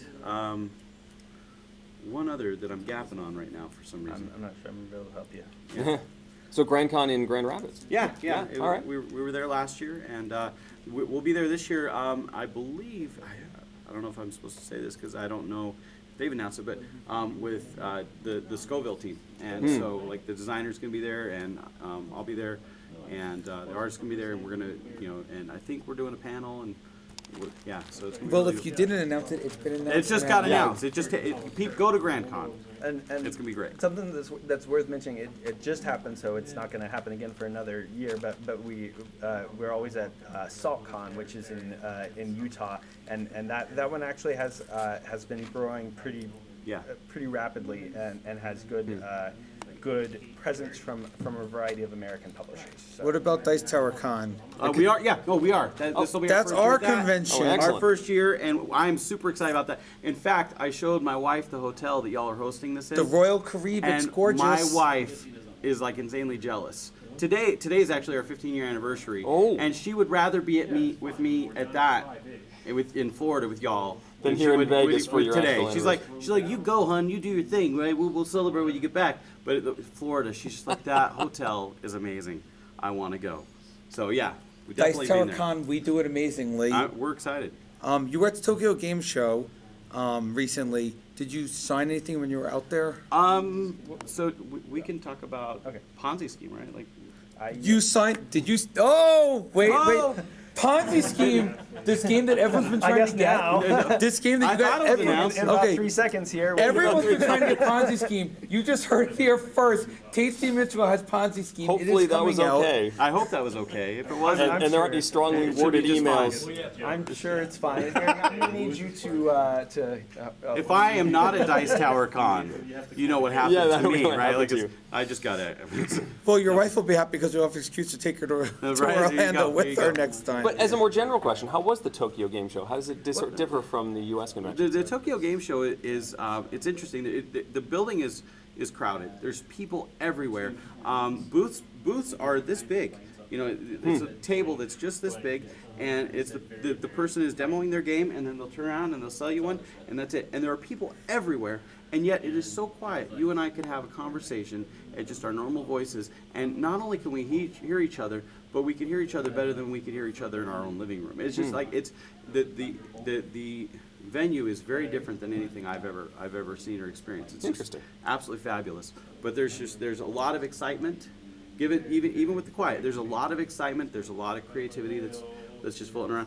And the neat thing about that show is that show's only a day long, right? But the creative people that are all tied to the show, it's a week-long event, and you're in different venues, you're in different game places, like in Akihabara, you're at Yellow Submarine, and you're playing games in these different places. And the event is actually much bigger than just the day of the show, and it's just a delight. Cool. Oh, there's another question. Why is no one going after Spielworks? Obviously, you're going to be in the Blackfire booth at Essen, and all Spielworks is at their booth too, but no one has brought them over. I know Fun Again brings them kind of over exclusively through the Fun Again store, but that's Spielworks directly. Has anyone thought about working with them in the U.S.? So we talk with Uli very, very regularly. We don't have anything to announce, but he's not being neglected. If you want to announce it, you can announce it here. Yeah, we really like he does. We really like he what does he does. those heavy, meaty Euros. Oh, and I we love are- Spielworks. Yeah. We are a fan of those of his titles. So yeah. So let's go back to Ponzi scheme. Okay. I'm sorry. What's a My Ponzi mind is scheme? blown. What are you talking about? Because I didn't hear anything. we couldn't even pick up our. I was running around at Essen. I was the one who was running around grabbing review copies. Okay. And I got to the booth and I'm like, please tell me you have a Ponzi scheme. And they're like, no, we sold out in like 20 minutes or some ridiculous amount of time. Yeah. And I was like, can you please send it? Just send it here, please. And even Mr. Lee, I can't think of his first name right now. It starts with a J. I can't think of his name. The designer. He is like, I don't even have a copy right now. Homo sapien doesn't have a copy. No one has a copy. Yeah. But we're in the works, working on a deal with the company. That game, all I've heard about is that it's incredible, and it is like the best money / economic / bluffing game. It messes with your head, that's for sure. For people who haven't heard about it, because there was only like 500 copies, tell everyone about it, what the game's like, because I know there's a lot of people who are going to be very interested in this game. So there's when you're playing, you've got this time track, and every round that time track is going to cycle one time, and every player has their own, but you're all on the same time sync, and every round you're taking loans, and you collect that money, and then you put that onto the time track. You know, if it's a loan that has to be paid out every time the time track hits 3, then you put it on the 3, and then as the time track cycles around, when the 3 comes up, then you've got to pay those loans back. And then that loan goes back to the 3. So in 3 more rounds, you're going to have to pay that loan again. And the idea of the game is that you are trying to use this money to build and acquire these shares of these companies, and you're doing that all by borrowing more and more money, taking more and more loans, and the pressure on your time track of what you have to pay back is growing, because if you're the first person that can't pay back those loans, you bust, you lose, you're out of the game, even if you've got the most shares in these corporations. And if you cause the end of the game by triggering that, because you lose money, you lose, you can't pay these loans, and you're out.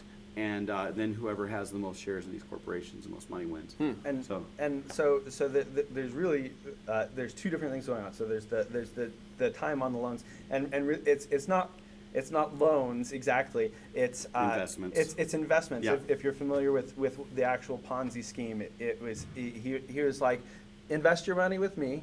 I'm going to show you this much return on your investment regularly, all the time. so you would give me the money, and I would say that's awesome, and then you would give me some money, I would say that's awesome, and get some money from the next guy, and I'd be like, yeah, and here's your dividends from my wise investments, and keep taking Keep from borrowing to pay out. Yeah. So this is really Bernie Madoff the game. Yeah, Bernie Madoff was doing a Ponzi scheme. Yes, it was actually Charles Ponzi, right? Like was the overly historical. But that's the idea is that you're actually taking on these investors and you're a horrible person.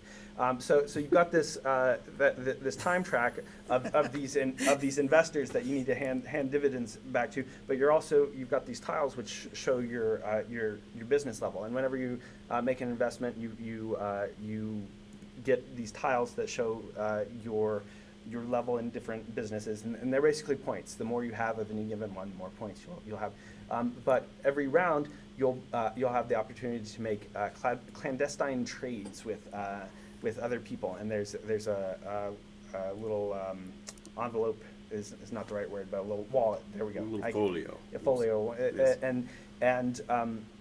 and you would choose somebody who has an industry tile matching yours, and you would say, oh, I'm going to put this much money into the thing secretly, and I'm interested in that organization, interested in buying one tile out of that organization from you for this hidden amount. The person looks at the amount. And then I'm like, oh, well, you know what? I don't necessarily want to take this bid, and so instead, I'm just going to pay him that amount to not take the bid. And if he does that, then I have to give him one of mine. So there's it's always it's going to transact one way or the other, and so it's because that information is hidden.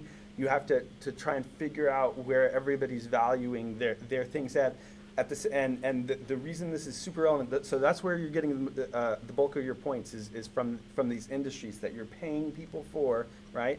You want to pay as little as possible because you need to have money to be able to pay back your investors. So you've got this that you have to take in money to be able to buy points.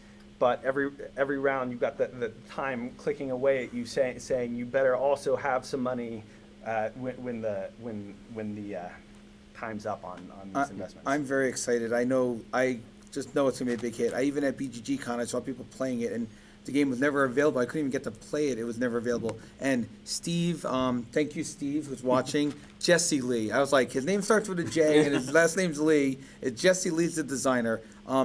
People are wondering, are you going to use the same artwork as the original, or are you going to completely change the artwork on it? It's going to be the same art as the original, sized for our box. Basically, is the only real difference. Well, like it's not a heavy art game, right? Like there's money, and there's business tiles. Like it's not Downfall where there's a million different cards and things like that. So yes.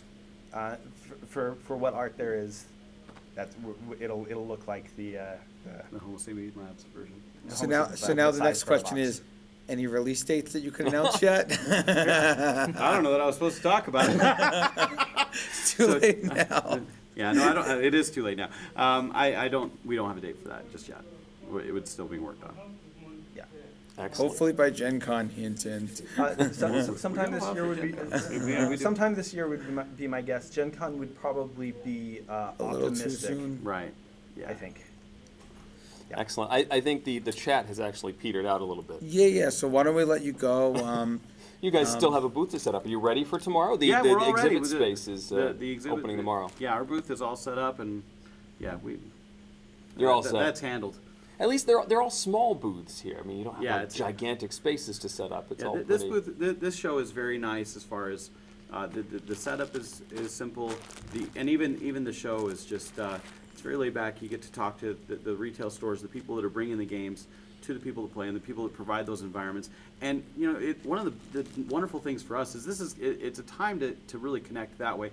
We get photographs of people there's the time to sit down and see photographs of people's stores and where you guys are playing your games. There's one that I'll never forget. I think it's built to look like a castle, and the store owner just sat there and he just finished it, and he just ran through pictures on his phone. And I've heard of that every story. year I see this guy and we talk, and it's just fabulous. And And so this show is just really nice for that, and an opportunity to connect with where you're playing your games, and to see those tables, and to meet those people that are hosting those things, and making this a reality, and just helping to support the hobby. Yeah. And what a wonderful time this show is. Excellent. Well, Yeah. on that note, thank you guys for spending so much time with us. Oh, it's our Thanks for pleasure. having And for us. spilling Yes. the beans. Yes. Yes, I like very to talk. much.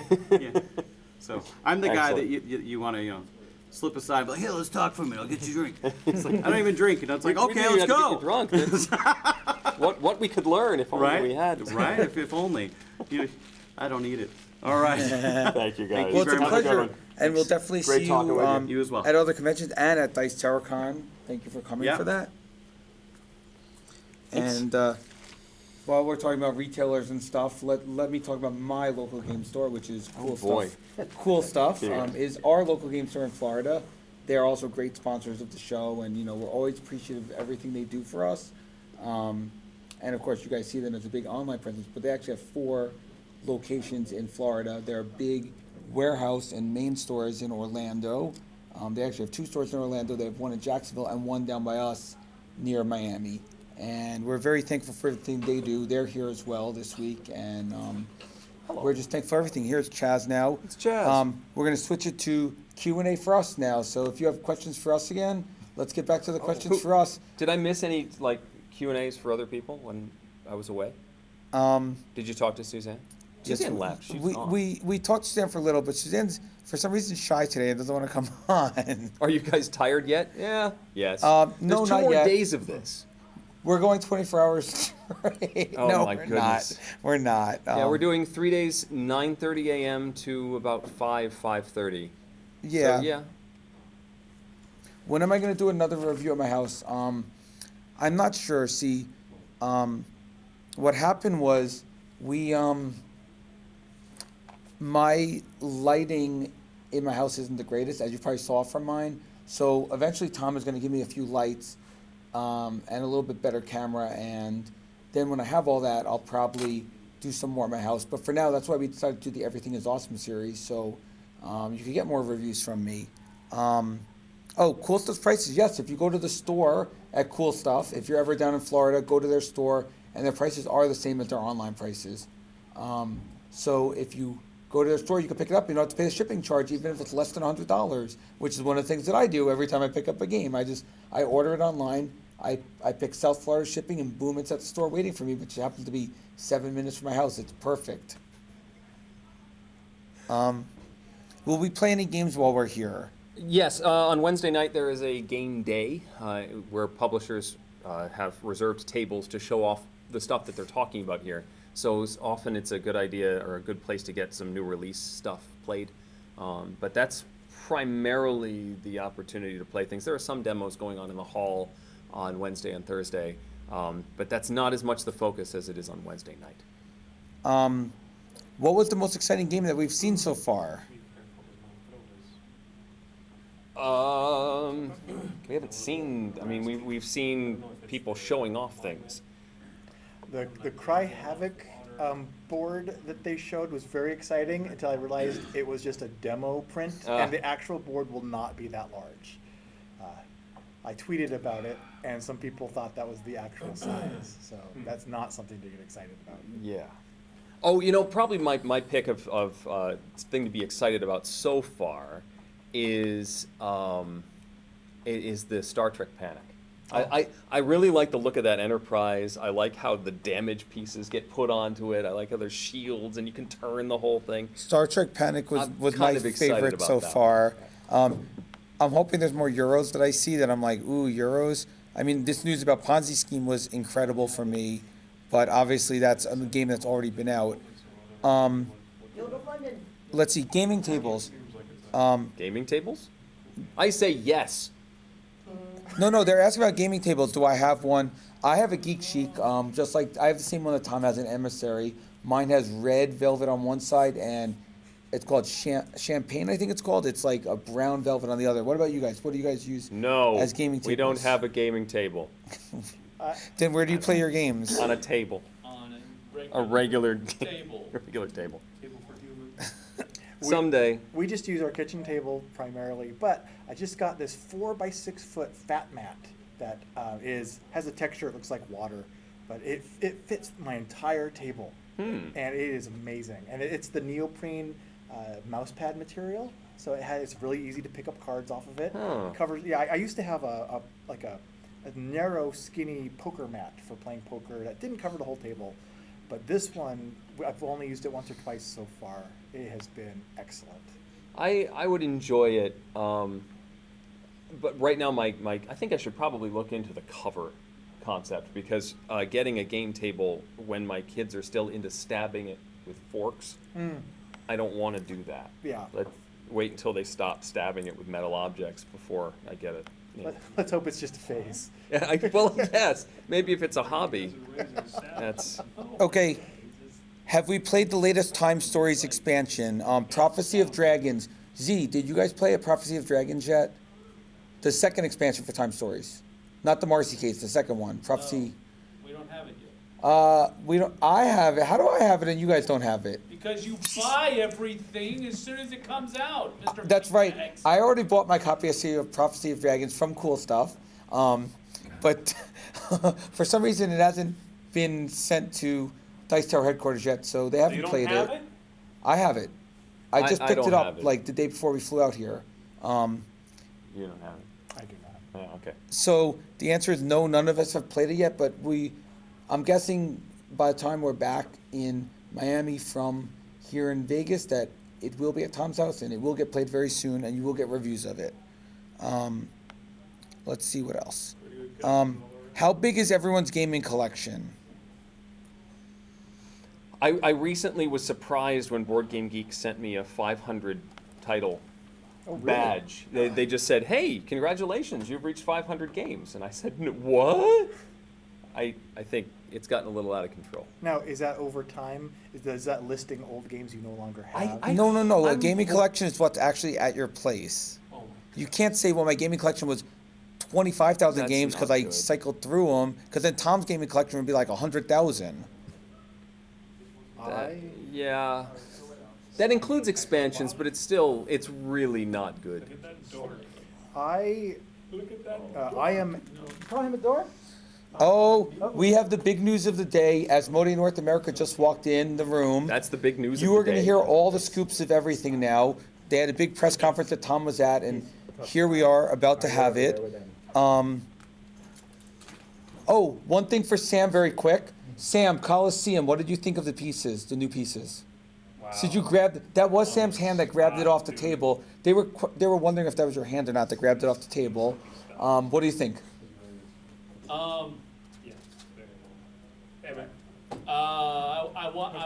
I'm going to reserve my judgment until I see the completed product. I don't want to judge based on two bits of information that I've seen so far. So right now, I'm withholding info. No worries. Anyway, let us turn it over to Anton from, we can't say from Fantasy Flight anymore. Now we have to say from Asmodee North America now. So here's Anton and... Get Anton mic'd up there and get you prepped. Nice new logo. Yeah, man, thanks. Thanks. Just slip that in your pocket. Yeah, it was a scary few days, I'll tell you. Brother. Huh? Howdy. Hi. How's it going? I'm well. Good. I don't know that I have the biggest news, but you know. Well, what are we talking about? Can't argue with the bombastic entry. Hello. Boom. So what are we talking about? Well, what do you want to talk about? Well, how long do we have? I could start back in Brooklyn, How did you New get York. started? Back when I was born and raised in Brooklyn, New York. We're gonna need more SD cards. Yeah.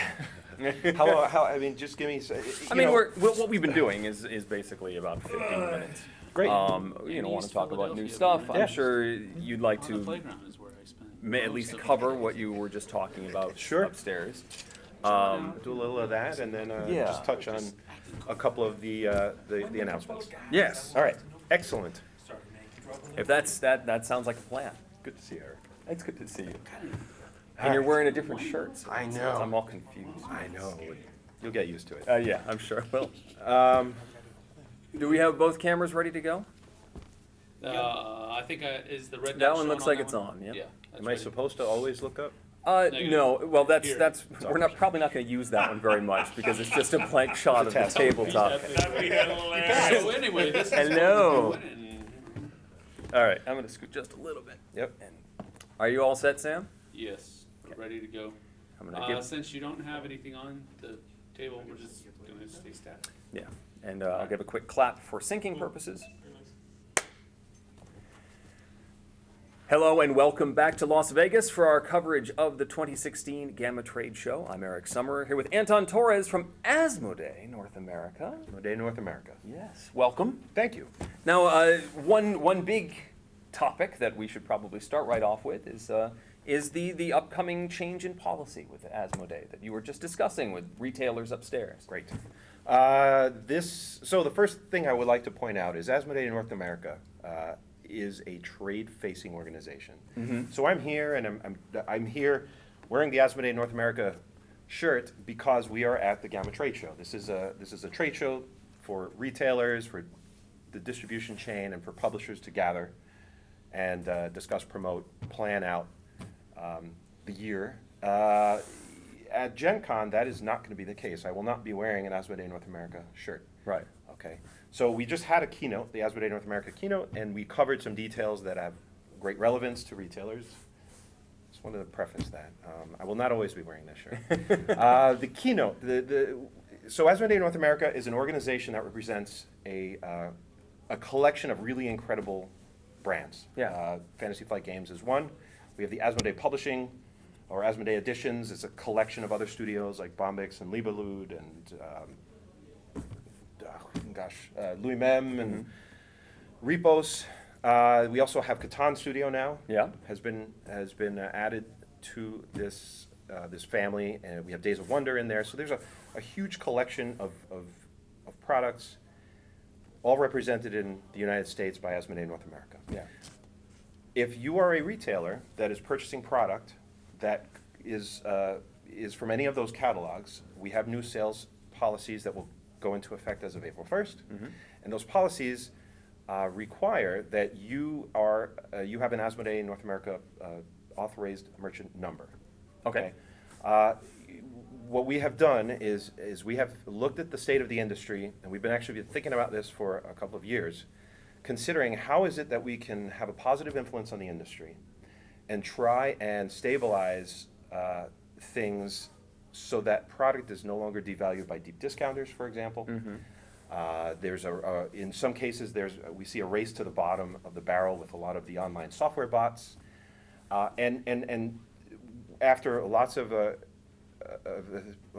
considering and thinking about what we might be able to do, we have recognized, or we are choosing to recognize, 3 different channels. There are distributors, so we'll leave them out of the mix for a second. And then you have the retailer, brick and mortar retailers, and you have online merchants.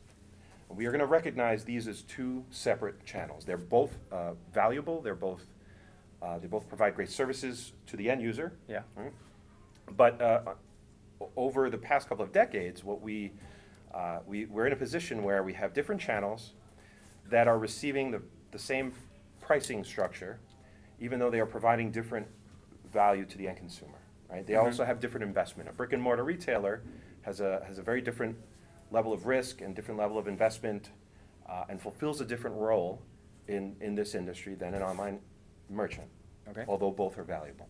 And so at the end of the day, we are just simply, we look at the discount as the way that we as a publisher can pay the participant in each case. So we're paying brick and mortar retailers by providing a certain discount. We're paying online merchants by providing a certain discount. We're just making that distinction now. We're asking that you have to choose one or the other. So brick and mortar retailers will now they apply for their ID number. We've had well over 1,000. I don't know the final number. We have well over 1,000 that already received their number. But now you are agreeing not to sell those products online. You are representing your channel as being the brick and mortar channel, whereas the online merchants would apply to be an online specialty merchant, and then the discount is going to differ for the two. So online merchants will get slightly less discount than the brick and mortar, because online merchants have lower overhead. The brick and mortar retailer have a lot more investment in staffing and the space in addition to the warehouse and keeping up to date with the product and then the gaming areas and being a player hub, whereas online merchants do not. They both are valuable. So are there any other requirements that, say, a brick and mortar store would have to jump through, hoops to jump through, or is it pretty much saying, I am a in-person retailer and I will only sell this way, or I am an online retailer and I will only sell this way? If you haven't applied yet, I want to preface by saying these policies go into effect as of April 1st. So if you have yet to apply and you're a brick and mortar retailer or an online merchant, but for this show, specifically a brick and mortar retailer, please visit asmodee.com and you'll see the link where you can apply online. It is fairly painless. This is just a very simple method of gathering your details so that we recognize you as a brick and mortar store. We now work with 5 distributors, right? We've kind of narrowed that scope down a bit. So after April 1st, if you do not have a merchant, brick and mortar, a specialty retailer ID number, if you haven't gone through the application process, you will not have a source from which to purchase these games, right? So whether that is one of the 5 distributors, choose your favorite distributor or distributors, or whether you purchase directly through Asmodee North America, we have no preference, but you need to register for that account. Mm-hmm. And that'll take effect as of April 1st. And I forgot the question now. What was it that you asked? Well, are there any more requirements? So yeah, that's pretty much it. Yeah, that's pretty much it. Right. You apply online, you review the agreement, and the agreement spells out in much more detailed terms, but essentially what I just stated. You are selling product. We are not instituting minimum advertised pricing. That has come up a few times. This is not a MAP effort to institute MAP. This is primarily that you are a brick and mortar retailer and that you are not selling online. So for a retailer that does do that, they essentially get put into the online bucket. Well, then they have to make a choice. They have to make a choice. And I was most recently at the New York Toy Fair a few weeks ago. It was the first time that I was out in public representing Asmodee North America. So it was the first time that we saw the public in this. Yeah, and they asked directly, say, hey, well, I don't understand. I sell some products online, and for many people, there was a retailer out east, and I believe they were in Pennsylvania, and they said, look, we're not in a urban area. Can I publicize that I have your product online? And we said, absolutely. Right? This is not you can use that as a vehicle to publicize that you have product or that you now have product in stock. What we are asking is that you don't fulfill the financial transaction and ship that product. Okay? So use the internet as a tool. It is a valuable tool. Use it to connect with your player base. But as brick and mortar, you need to make a choice. And for some, that is a very difficult choice.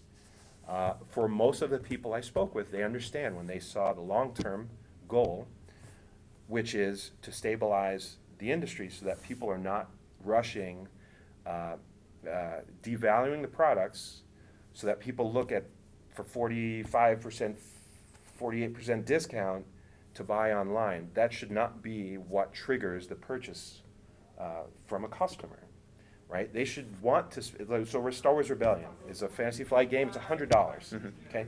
That is a luxury item. We love it. We've invested a lot of time, energy, and effort into it. We think it's a fantastic experience. It's a $100 experience. I mean, in order to pay for the sculptors and the artists and the game design, right? The same is true for all other companies. We think that there's that there has been a really negative impact by third-party resellers, especially that are online and just sort of dumping product essentially.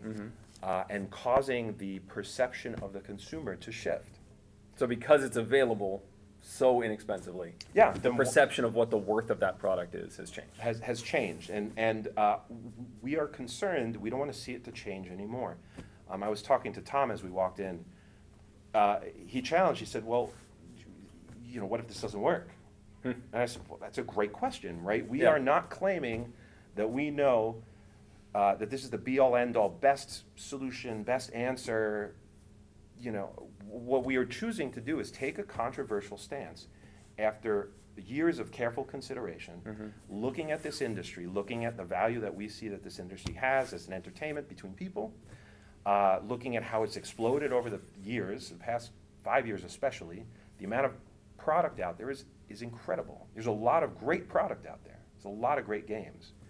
But if now consumers, now as they're getting introduced to this, if they're going to race to the lowest cost as being the reason why they want to play a game, that's going to lead us in the wrong direction.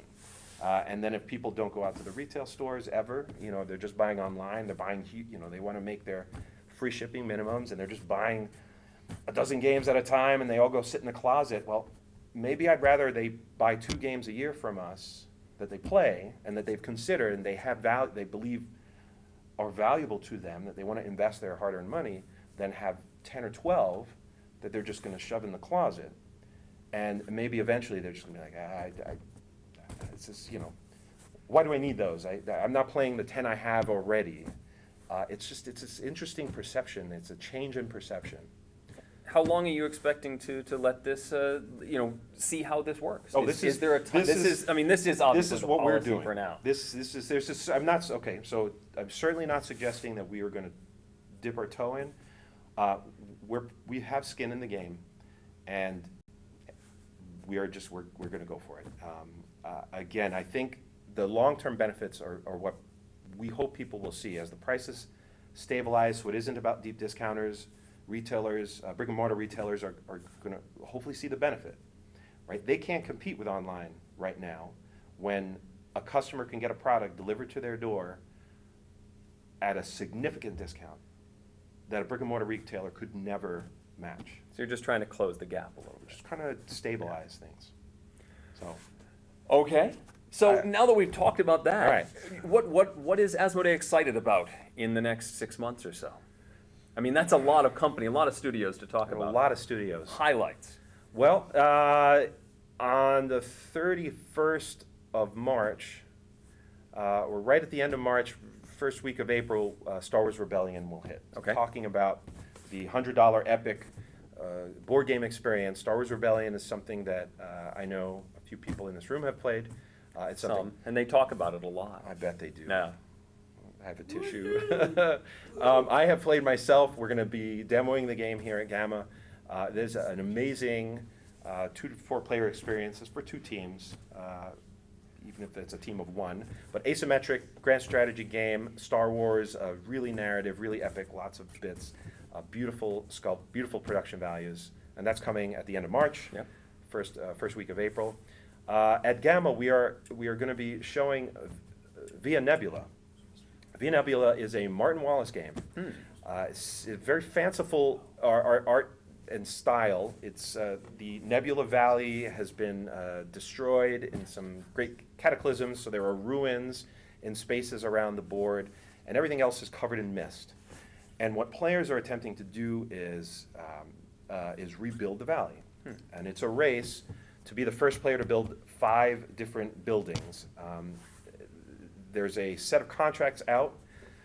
Each contract requires a certain combination of resources in order to build, and you have a few workers to place out. It's a Euro game. It's a strategy game. You will be placing workers out onto the field to begin gathering resources. But what is interesting is that other players can take advantage of the sort of the pathways that you have built. So you're trying to to gain control of certain resources so you can build your buildings faster than those of the other players. It's a strategy game that's fairly easily, it's very accessible. So it's a good step up. It isn't like, let's say, Brass, Martin Wallen's Brass or anything, which is a whole other end, but it has some elements of that, some elements of round building and resource acquisition that will be interesting. We think it'll be interesting for players that are sort of stepping up the game, so to speak. Which studio is this under? Space Cowboys. Okay. So beautiful production, and we're going to have that prototype here at the show, and you will see more information online about that. Let's see, what else? You know, which one to pick? So we had another announcement today at the keynote, and that is that we announced a new studio. There's a new studio called Wind Rider Games. It is based in Minnesota, and there are some individuals that had been working at Fantasy Flight Games. We have peeled them off, and they actually now work in another building entirely. It's a block away. They have started a new studio. They're just 4 individuals at this point, and their focus is going to be on games that fall outside of what Fantasy Flight is known for. Over the years, there have been titles where people scratch their head and say, that's not a Fantasy Flight style game. Okay, and one of the questions that I was asked last year when the Asmodee merger was announced is people were concerned that Fantasy Flight's focus might shift. Okay, are you going to start doing family style games? We said, well, we have a broad spectrum, but no, we want to focus more on Fantasy Flight, on the sort of style of games that Fantasy Flight is known for. Well, one way we're going to do that is now to keep Fantasy Flight focused on its core. So very narrative experiences, that epic experience. We have a lot of IPs that are familiar, so Star Wars and the Lord of the Rings and even the Android universe. We've got sci-fi, fantasy, horror, you know, Eldritch horror and Arkham horror. And then the lifestyle games, so X-Wing, where you know, every few months or twice a year, we've got new releases that sort of change how that game is being played. Those are Fantasy Flight style. We think that fits the Fantasy Flight brand. Wind Rider Games is going to focus on other titles, and the first that we announced is a game that has been long out of print, which is Rainer Knizia's Ra.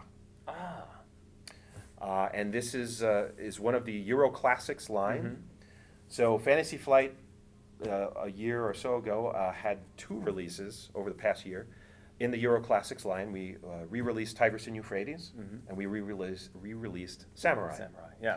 And people saw the production value is very high. I find them to be very beautiful.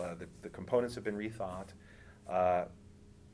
The gameplay is the same. These are the games that people know and love, but in a form that we think is very, very eye-catching and makes it easier to play these classic games. So people were confused why Euro Classics would fall under the FFG umbrella.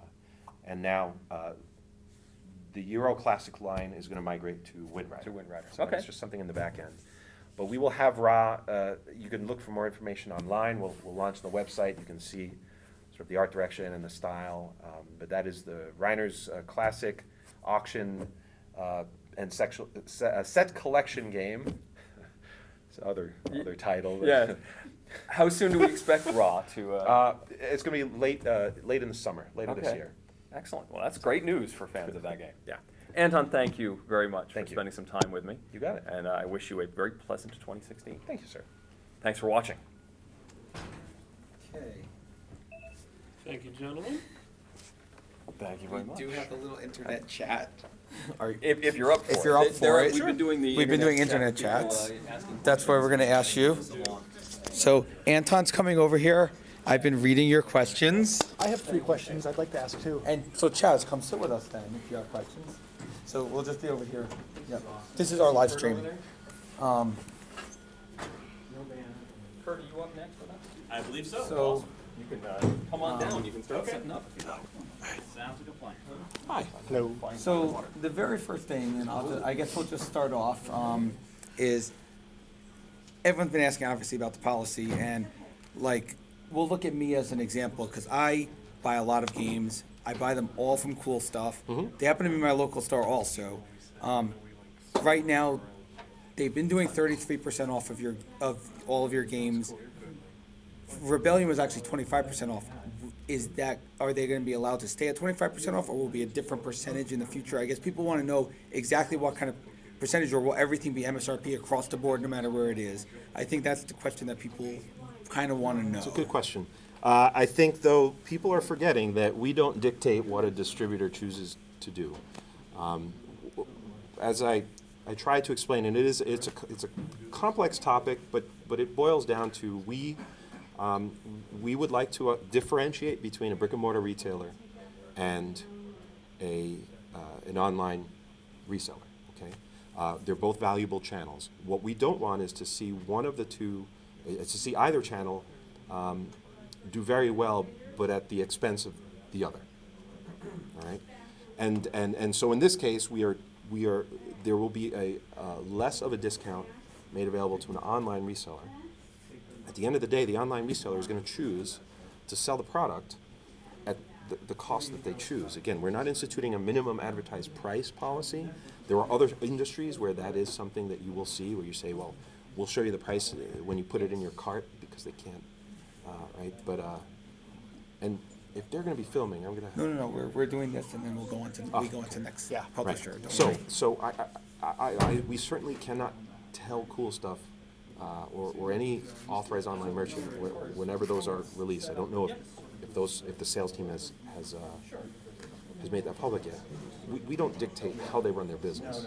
Okay, but what we're trying to do is stabilize the industry as a whole. Yeah, I mean, when we're talking about that, the questions that everyone's been asking, I've been watching the chat as you were talking, and the big question that they have is, let's say right now it's $100 price. I'm making up numbers. These are not real numbers, and Anton will not tell us the real numbers. But let's say... I don't know. Let's say you guys sell them to Alliance, for example, for $25 for a $100 game, and then Alliance sells it for $50 to both a brick and mortar and Cool Stuff at the time. Brick and mortar sell for full price, Cool Stuff sells it for $75. Are you now saying that Alliance will sell it to like an online for a higher price, like $75, and then they might have to raise it to $100? So I think, unfortunately, making up numbers isn't going to make this more clear. I have actually a question that I've received that I think kind of reiterates this same point in a slightly simplified way. Because Asmodee, as the distributor and everything, the publisher and distributor, you sell to the retailers as a wholesaler, and then they mark it up as retailer. Yep. So you've mentioned how the wholesale prices for the online and the brick and mortars are going to be differentiated. Correct. So to achieve that differentiation, are the brick and mortar wholesale price that you sell it to them at, is the brick and mortar price going to be going down, or is the online person's wholesale price going to be going up? That is, funny enough, that is not a question that could be answered easily, because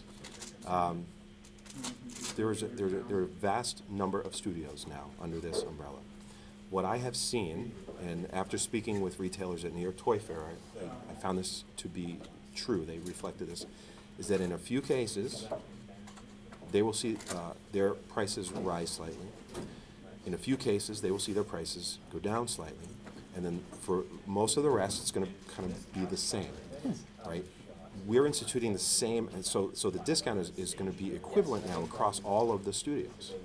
Okay. Right, and in the past, it was just these were very disparate. These were Separate separate entities. They set their own. Right, and so, this is about trying to have everyone benefit, all of the channels benefit, because at the end of the day, we're trying to get boxes into the hands of the customers, and as a distributor, we play a portion of that responsibility and take on some of that risk, and. The same is true then down the chain, right? With distributors down to the retail or the online merchant. And it is a complex issue. It is nothing that we didn't arrive at this casually. We did not, this is not a knee-jerk reaction, right? This is something that is controversial at its core, because no one has, in the board games, no one has taken this stance.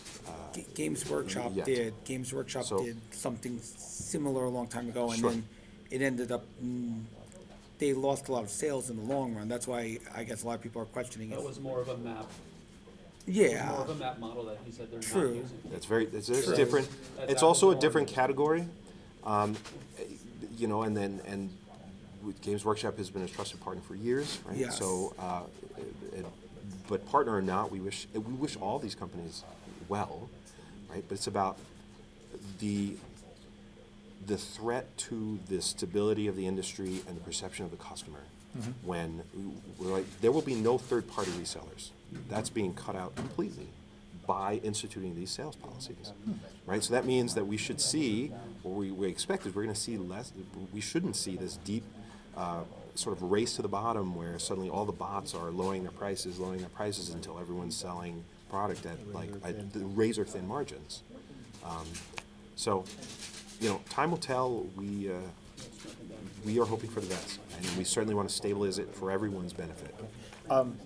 We'll try to make this quick. Another thing that seems to be that you mentioned is that each retailer is going to have to make a choice whether they are online or brick and mortar. So there are quite a few companies that have established an online presence, but also have physical retail outlets.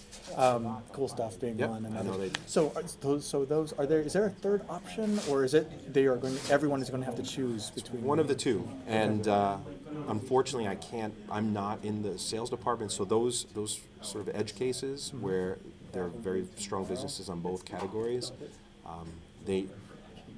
I'm not the person to speak to how as the what would be the best choice for that individual. But they will have to head in that direction. Okay. And the last question I have is one thing that was really unclear about the interview that Christian Peterson did with ICV2.com that was mentioned in there is it seemed like there was something about selling at conventions that was going to change. Like the press release interview seemed to mention that retailers would no longer be allowed to sell outside their physical store location, including like conventions and stuff like that. Is that something that was just ambiguous, or is that something that's clarifiable? I don't know how to answer that. I am unaware of some sort of restriction where we want to stop selling a product at conventions. It was a little unclear, ambiguous. Sure. So I'm not sure if my interpretation I've received was correct. I would encourage people to go to sales@asmodeena.com and make sure and get that answered. Cool. So Right. That's all the questions I had from people and stuff.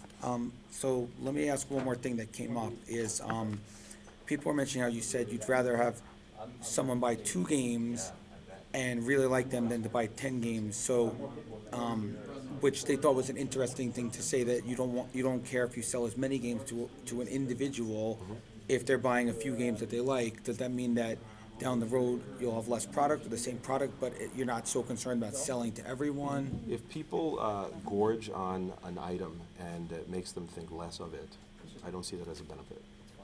That's all. It's that's an oversimplification when I say 2 to 10. But I've seen some people suggest that, hey, I may not buy as many games, and I said, well, I'd rather you buy games you love to play, and that you feel is worth investing your money in. We'll see this play out. We're very hopeful in the feedback. There were pros and cons, and so feedback is great. And if you are a customer, talk to the sales rep. Make sure you get your answers directly from the source, and ask the tough questions, because we want you to understand them. We can't answer them all here. But thank you for. Because I know me, I'm going to keep buying stuff. I'm not going to stop buying. And I know there's people who might say they're not going to stop buying, but I'm not going to stop buying. And I have like every X-Wing thing ever made. I have tons of Asmodee products. I'm going to keep buying them. I mean, it may cost a little more. More people have the concerns about what's it going to actually cost versus that. But I guess we'll kind of approach that bridge. After April 1st is when we're going to approach the bridge. Thank you for coming. Thank you. And we'll be talking to you soon and hearing more. Next time we talk to you, hopefully we'll hear more about some of the new products like Katana. Check Road to Legend. We made an announcement. I can't believe I forgot. But check the website. What is it? Tell us very quick. FantasyFlightGames.com. Check it. It's digital AI for Descent, the board game. Okay. The board game. Descent, the board game. You just heard that here as well first. And that was Anton from Asmodee North America now. I keep saying Fantasy Flight because I'm used to it, but it's that. So we're going over for our next thing, Smirk and Dagger.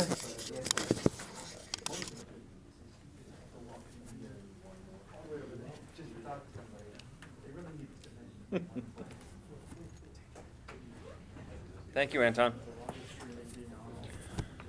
All right, you guys ready to go?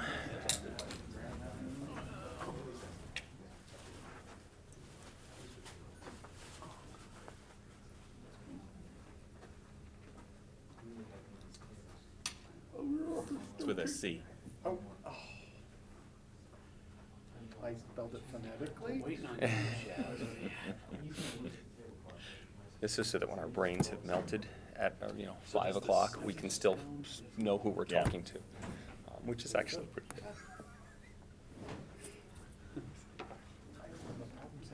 See, there we go. Let me tighten them just What's the little? Okay, never mind.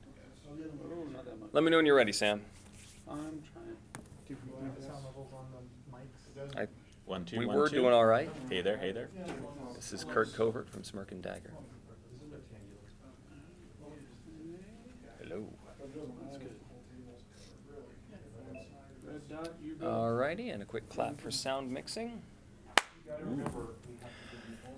Hello and welcome back to Las Vegas for our coverage of the GAMA Trade Show 2016. I'm Eric Summerer here with Kurt Covert from Smirk and Dagger Games. Hey there. And this is, as you said, a banner year for you because Yes. you don't have one release. You don't have two releases. You have 3 releases coming up in the next year. Tell us about Dead Last. Okay, so we're pretty excited about Dead Last. Dead Last is, it expands on what has been, the social deduction phenomenon. Okay. Obviously there are now even dedicated rooms at conventions, all about social deduction. Yes. And those that enjoy that want more. Exactly. Please, more Right. social deduction. But up to this point, that's really just kind of a reskin on a theme that they're very similar to play because it's about trying to find out who the traitor is. We decided to try to broaden the definition of what social gaming is. So this takes just a step to the left. This is a social collusion game. Oh. And by that, I mean that all the players, and it's 6 to 12, so big group, okay, are sitting around the table conspiring and plotting and then voting on who's going to die next at the table every round. So everyone is kind of marked by a color, and everyone has the exact same hand of cards. And the voting cards are really just calling out all the different colors of all the players at the table. Sure. There are no rules that govern how we conspire, except that you don't want to tip off the target. And so I can just be, trying to do that sort of thing. I can take, someone's color card, and while I'm talking to you, and maybe you're the target, I'm flashing this card to someone else, and it starts going around the table, underneath the table, and so while we're talking, everyone else is now targeting you. Yeah. All of that, is kind of part and parcel of the game. You can text someone. It doesn't matter how you communicate. Yep. But you don't want to tip off the target because if you do, they have the opportunity to ambush you. So this now, if you think everyone's coming for me, I can say, all right, that's going to be my vote. That's my target. Right. So if everyone votes red, then red would normally die. And anyone who didn't vote red also dies. Oh. So very quickly. So you need to come to a consensus for everybody but the target. That's correct. And it just has to be whoever gets the most votes. So it very quickly goes from 12 people down to 5 people, down to 3 people. Right. And either it ends in 0 people still alive, in which case no one collects the gold at the center table. 1 person lives, in which case they get 4 pieces of the gold.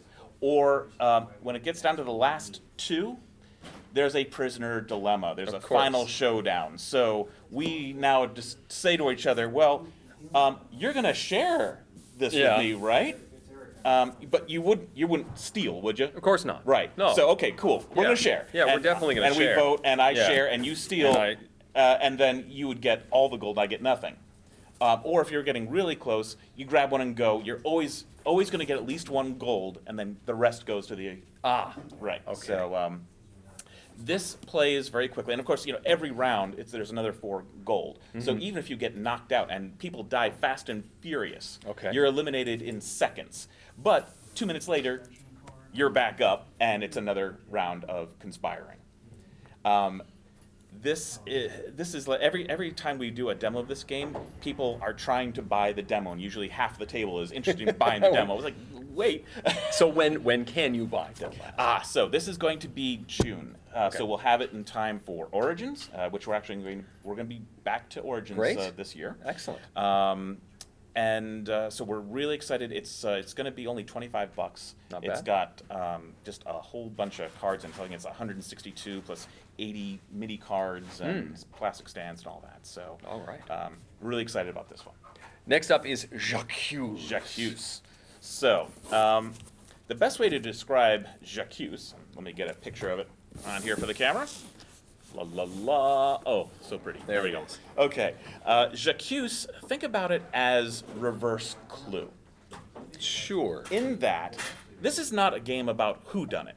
We all done it. We all conspired and killed the old miser. Okay. And now it's a matter of who's going to have to go down and pay for it. So we are taking the motive, the weapon, and the opportunities that could have led to, his death, and we are shoving it. We are shoving it around the table. So the butler and the spouse. That all of that evidence is being pushed around the table until finally someone, it gets passed around. But we're going to pass the evidence to the right, to the left, across the table, or it's going to be j'accused on whoever it's in front of. If someone is able to get one of each type against another player, they have lost the game, and everyone else is the winner of the game, having gotten away with murder. So this is a one player loses, everyone else wins sort of game. Yep. Plays 3 to 6 in about a half hour, 45 minutes, and it's really just the fun of this game is trying to figure out when you want to pass the stuff. Only the investigator actually chooses what pieces of evidence are going to be affected this round. So only one player at the table actually knows what's happening. Everyone's voting to try to figure out, to influence where it's going to go. If the most votes are right, then when we flip over the investigation, in this case it's the opportunity and the weapon that are moving to the right. Or if everyone is throwing down j'accuse, it might only be just the weapon. But only an investigator knows that because they're the one who did that, and that moves around the table all the time. Okay. So this is a very light, very kind of quick playing. It's oftentimes a lot of the fun of this is verbally denying how you could have, the trowel. Are you kidding me? I wouldn't even soil my hands with a trowel. That's beneath my station. So couldn't be me. But. Excellent. And j'accuse, we'll see how soon? That's going to be for August for Gen Con. Okay. And that's going to be $19. And last but not least, for the Poe fans. Yes. Nevermore. So last year, we launched Nevermore, which was our game of, it's a card drafting game. And it featured in it a really cool mechanic, which was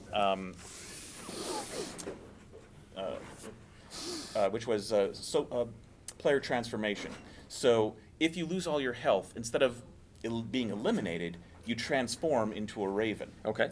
And at this point, we are now bringing in an expansion product that is going to deliver characters, playable characters with special abilities, and they're going to be from the Poe universe. So, Professor Feather, Hop Frog, Usher, the House of Usher. Yeah, Legia. Each of them are going to have unique abilities for when they're your human form, their spectre ability, or if you get turned into a raven, there's a whole new ability. Interesting. Now, as a raven player, you really can't win, but you're there trying to doom everyone else and trying to struggle to regain your humanity, so you can come back and win the game at the end. So that's player transformation rather than elimination. And, okay. This is not going to change the structure of the game a whole lot, but it's a nice little nuance, a little extra way you can kind of game the mechanics. And it's been going very well with fans of the game. And what's the name of the expansion? It's good. The Spectres of Nevermore. Okay. Don't have a package yet for it. That's also going to be in August, and it's going to be about $15, I think. It's also going to feature. Did I bring them? Oh, maybe I didn't bring them. I didn't bring them. It's going to feature 6 clay poker chips. That are tokens in the game that replace the cardboard ones that are in the base game. Okay. It was a promo item that we did at Gen Con, and people were so excited about them. We just wanted to make them, available via for the everybody. expansion. Yeah. Oh, excellent. Well, Kurt, sounds like a full slate for you. Indeed, yeah. We're delighted that we're able to bring just more than one title for the first time ever, and we've been doing this for 12 years. So this is big news for us. Excellent. Thank you very much for joining us. Hey, thank you. Thanks for watching. We're clear. Woohoo. Okay, everybody, so Smirk and Dagger we just had on. We're going to bring them over here for another question and answer session. I know right now the topic is still on the Asmodee thing. Let me clarify something that I said that people are questioning me. I do, just like everyone else, I am concerned about the pricing because I buy everything online, and I got my 33% discount, which is not. So I'm not poo-pooing anyone who's upset, because I also don't like the fact that the prices will go up. Just wanted to be clear about that so everyone understands ahead of time. But for now, let's change the topic over for Smirk and Dagger, and let's just send questions for Smirk and Dagger. Let's talk about them for a little bit. I know we just had a big controversial topic right now, but let's talk about Smirk and Dagger for a little bit as they come over here.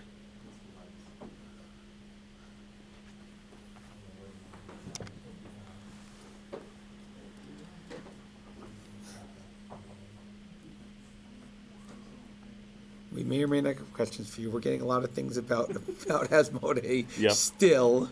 I'm trying to get questions. So let's see what we have. Oh, there you go. There's a question. Good. Are there going to be any apps for any of your games? We've actually been very interested in bringing our games over to the app universe, and we have had half starts on 3 different titles, and they have all fizzled at some point. So right now I don't have anything that I can announce officially, but we are certainly very interested in getting those apps made, yes. Do we have more questions for Smirk and Dagger while they're here? The release date for Nevermore's expansion, what's that going to be? That's going to be in August for Gen Con, and we should have a good number at the booth for people who are going to stop by then, but it'll be in general retail at the same time. So,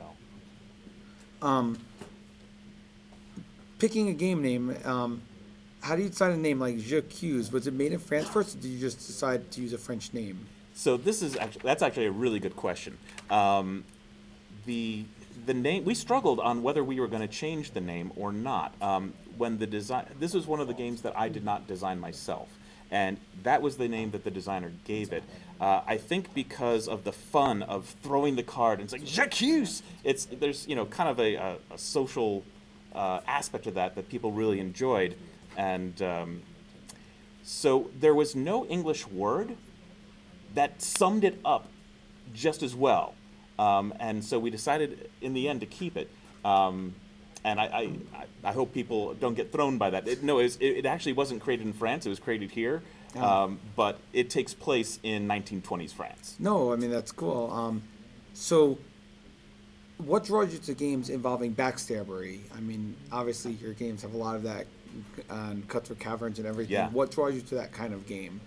When I first opened the company 12 years ago, I first analyzed what do I love about games? What kind of games are my favorite, and what could I bring to the gaming universe that I would be a real specialty. So I looked at a lot of mission statements on websites, and it was like, well, we make fun games for everyone, and it's hard to stand out. So I wanted to stand out and stand for something, and that's what I chose because that's what I love.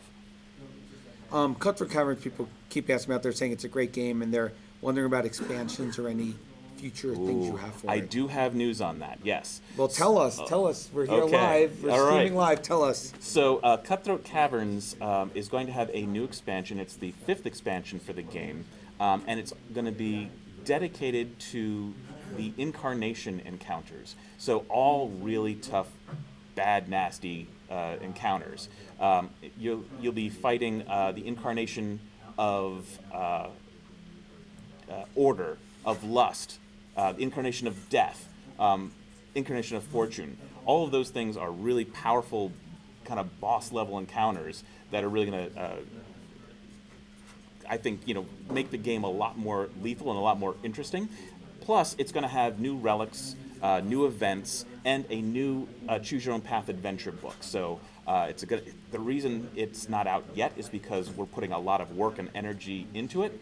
I've been talking about it, honestly, for almost 2 years now, but it's going to be next year before it's actually here. Dead last, they're wondering, what's the playing time on the game? Dead Last runs about 45 minutes to an hour. I have seen it run a little bit longer, but if you keep your conspiring at the table to about a minute and a half, as the instructions ask you to do, then that's a fairly reliable time. However, if you let it run long, then the game runs long. Yeah. Anything for Dread Curse coming up? No, actually, we don't have anything ready or really in the works for Dread Curse, but I'm glad you asked. Thank you. I'll have to think about that. Well, that's the internet asking. That's not me. Yeah. We're taking internet questions at the moment. So thanks for asking. If you have more Thank for you. Smirk and Dagger, I don't see anything at the moment. But please send some more if you have more questions for them. And if not, then we might let you go. Is Chad still here, or did he? He's outside. See if we can get him back for a little. Let's see. I think. Oh, is there a lot of downtime if you get out early in Dead Last? That's a very That is a good question. The truth is that every round is pretty darn short. So when it goes from 12 players down to 5, that happens in about a minute and a half. And by the time that round ends, you're only like 3 minutes later. And then everyone's back in the game doing another whole round of conspiracy. So downtime is not an issue. Plus, if you're a smart player, you're using that downtime to conspire to the people who are still playing to gang up on them. So you're really never not involved in the game. Will your game be translated in Italian and distributed in Italy? I don't know yet. Nevermore right now, we're talking with an Italian game maker to translate it, and they would end up making it and distributing it. But typically, we do that with partners. So I won't be doing it myself, but if there are publishers who are looking to do that for Italy, then yes, we will do that. Perfect. Well, thanks for coming Hey, on. thank you. And it's a pleasure to meet you and see you. And we look forward to all the new games that are coming out. All right. Thanks so much. So let's bring Chaz back in here for a little bit. Because I know we've been going on the Asmodee North America topic ever since it hit. So Chaz, come back in. We're gonna get like a little opinion section from Chaz here while we wait for our last guest of the day. So now that you've heard everything, you've been one of the more skeptical people about this. Do you want to give some opinions? Do you want to chit chat with the internet about it? I don't want to. I thought about this beforehand, and I made the decision that I don't want to jump onto a response that's half baked. I've always had the feeling that I'm a good thinker, but I'm a slow thinker, and so if I jump off the handle in response, it could be inaccurate or inflammatory. So I didn't want to. I don't want to respond directly to the segment that was just recorded. I was a little disappointed that I didn't get as specific answers to those questions that I had received as I wanted to. But to be fair, it is a big complex issue with many, many moving parts. So I'm going to continue to try and dig up more information throughout the week and just see what I can piece Yeah, together. because we've seen some of your video segments, so you're one of the people who believes in certain ways, and it's just very interesting. I mean, what he had to say about everything so far. Yeah. I have a feeling we're not going to find out any of the answers until April 1st. Probably. I'm a little. The thing I think I am most disconcerted about is the retailers that have a very large online and brick and mortar footprint, because, online e-commerce has become a practicality in every industry. And it's something where, any brick and mortar store you have an online presence with something. It's been, over the last decade and a half, it's been ingrained, and that's the way, the market goes. And if you want to be successful, have an online presence. This policy seems to take that idea and say, no, you got to choose one or the other. Forget conventional wisdom and the way the markets are. We want you to fit in a box, this or this. And I see that being problematic potentially for a lot of different retailers that have gone out of their way to establish bases of operations in both areas.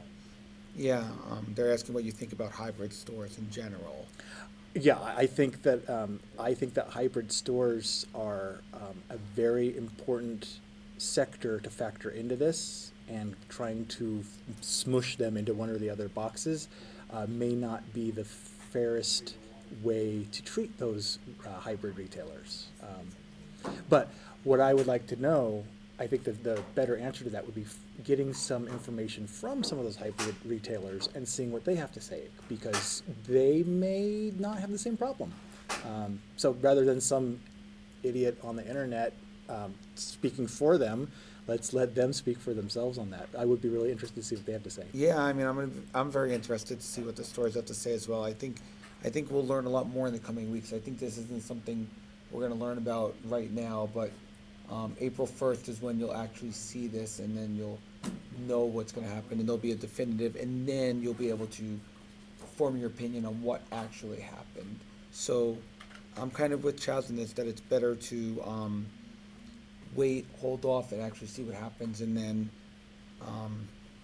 we eventually could, then criticize if you need to criticize, or maybe say, well, it wasn't as bad as we thought. I mean, we won't know what's going to happen with this, at least for, 2-3 weeks? When's April 1st? Like 2.5 weeks from now. And there will probably be a few days of adjustment and such. One thing that, what's his name, Anton?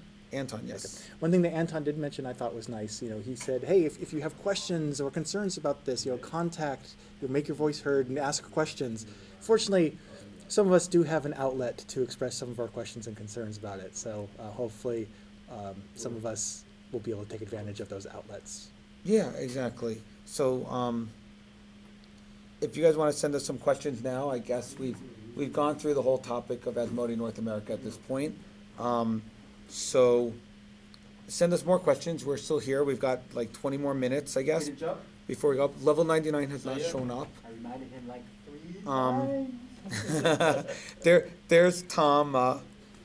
There's Tom. Wondering why our last guest hasn't shown up yet. This is why we don't announce things ahead of time. When everyone kept asking if we had a schedule, that's the reason we didn't put up a schedule, because if people don't show up, instead we can just opinionize here and talk about other things like the Asmodee thing that we've been talking about. I guess now for the last hour and a half we've been talking about this. Eric, you want to come in and join us for a little bit? We can finish our conversation about our game collections that someone was asking. Yes. Oh, how many games do you have, Chaz? I was going to mention that I was going to look it up on BGG.com. On BGG.com, I'm Adigrit, ADAYGRIT, and I keep my board game collection pretty up to date on Board Game Geek. I don't enter expansions though, but I enter all the base games. So I was going to go and see.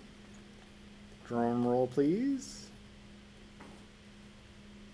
Thank you.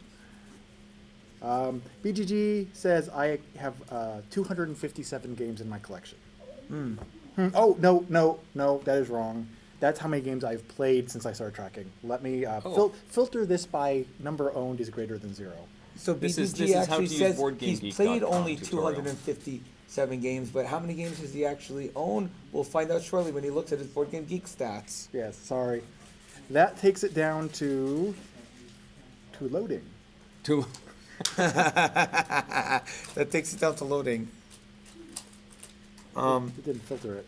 Filter. So again, we got the question of what game have we seen so far that we've been most excited about? Well, I had already mentioned Star Trek Panic. I think that's the one that I want to play most. Wednesday night, tomorrow night, we're going to get the opportunity to play some of these things, and if they're showing off gameplay on that game, I really want to be a part of that. Yes, exactly. And also, let's see what other questions we have for ourselves at this point. Hey, bring me the mic. We're going to turn things around. That's what we're and doing. Talk to Tom. Okay, we're going to add Tom into this now. Let's do a live what? A live Q&A? I'm going to run over today. Oh, yeah. You didn't, but we're going to do it now. No, he did. Okay, you did. We've been running it over, but here's Tom for the first time today at the desk. Pretty sure they can see me running the camera. More people than just you? Well, we can do. We'll have different people come in and talk and stuff. Let's end the day with an actual. And today's news. Do you want the other cameras on it or just the live? Nah, we're just gonna do live shutdown. Because I'll do this. I'll probably talk about it in the news this week. So a lot of the stuff that you've watched on the live feed, we found out today. For me, big news probably with Cool Mini not having 32 games coming out, none of them being on Kickstarter is a big deal. The one that interests me the most is probably the Godfather game, because it's designed by Eric Lang, which means no one will play Nothing Personal again. Gotta go design another game with a different theme.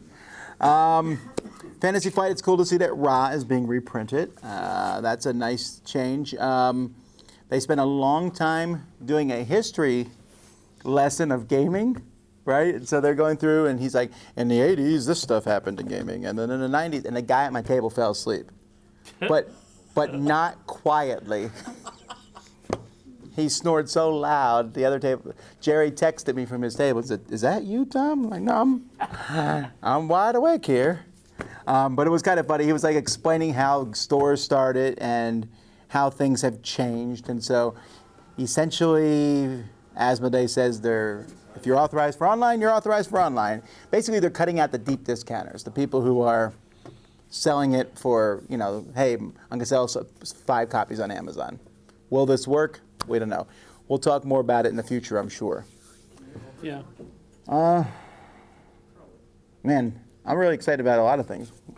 I was actually excited about a couple things that I saw today. Cry Havoc is a new miniatures game that's coming out from it just went blank. It's going to be their first miniatures game. Portal, thank you. Portal is a miniatures game, huh? Cry Havoc coming out this year. I think they said either Gen Con or Essen, something to that effect. I don't think that wasn't going to be something they had with Origins. It was going to be later on, but that's something I'm looking forward to. And then another one is Downfall. Tasty Minstrel had that one, and that's going to be a 4X drafting game.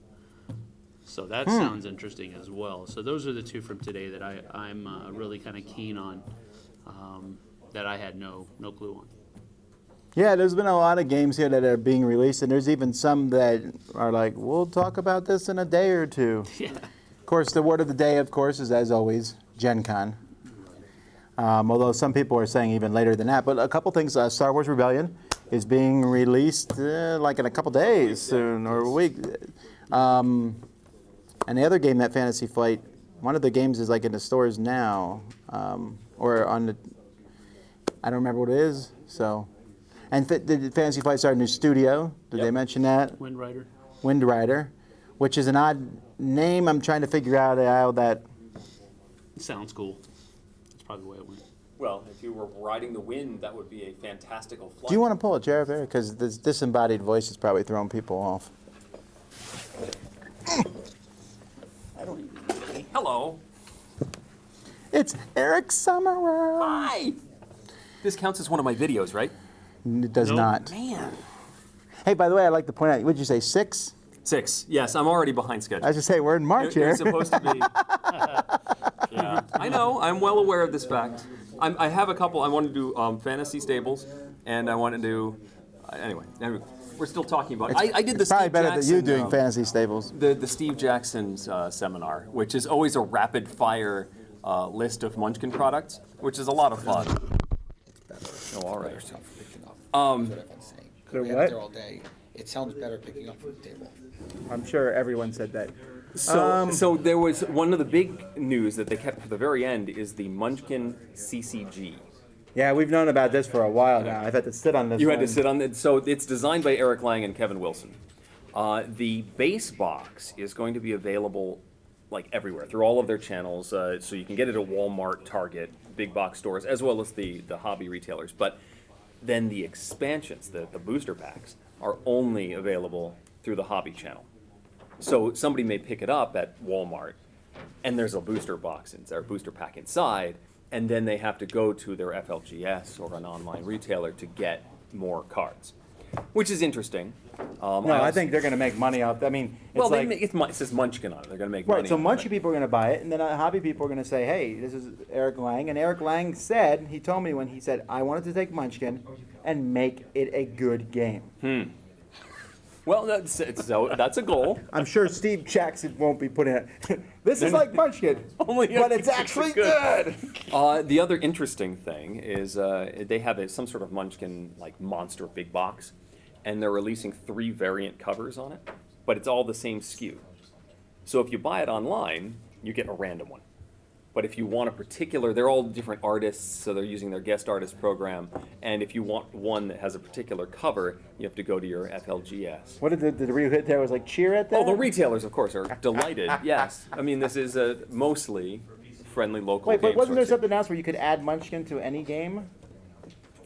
There are Munchkin meeples that they suggested using these in whatever other game you want. There's also ways to use them in Munchkin, but it's a bag of like 30 meeples that you can, have. Someone said Carcassonne. something. You wrote on a tweet. You said something like, "You can add Munchkin to any game," and someone's like, "Why would you want to do that?"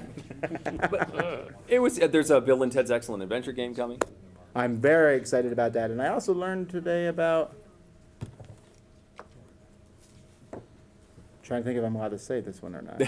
It is a little confusing when you're here. Don't worry, we've gotten plenty of scoops that we've had live. Yes, but they spoiled them, not me. They've probably already spoiled it. I'm gonna hold off on that one, but I'll just say one of my favorite movies is being made into a board game, and I'm very pleased about that. I think we'll have that when that particular company comes and talks to us, but I need to check on it. There's a new edition of Ogre coming that is not the giant, like 1 box per crate thing. They're taking that game and taking the actual. Really, base Ogre game could have out come of in a it. Ticket to Ride size box and been perfectly fine. Yes. I think that's what they're doing. I think it's the size of Revolution's box. Yeah, that's And Ticket to Ride. They're going to be releasing some plastic minis to go with it, and as well as an expansion.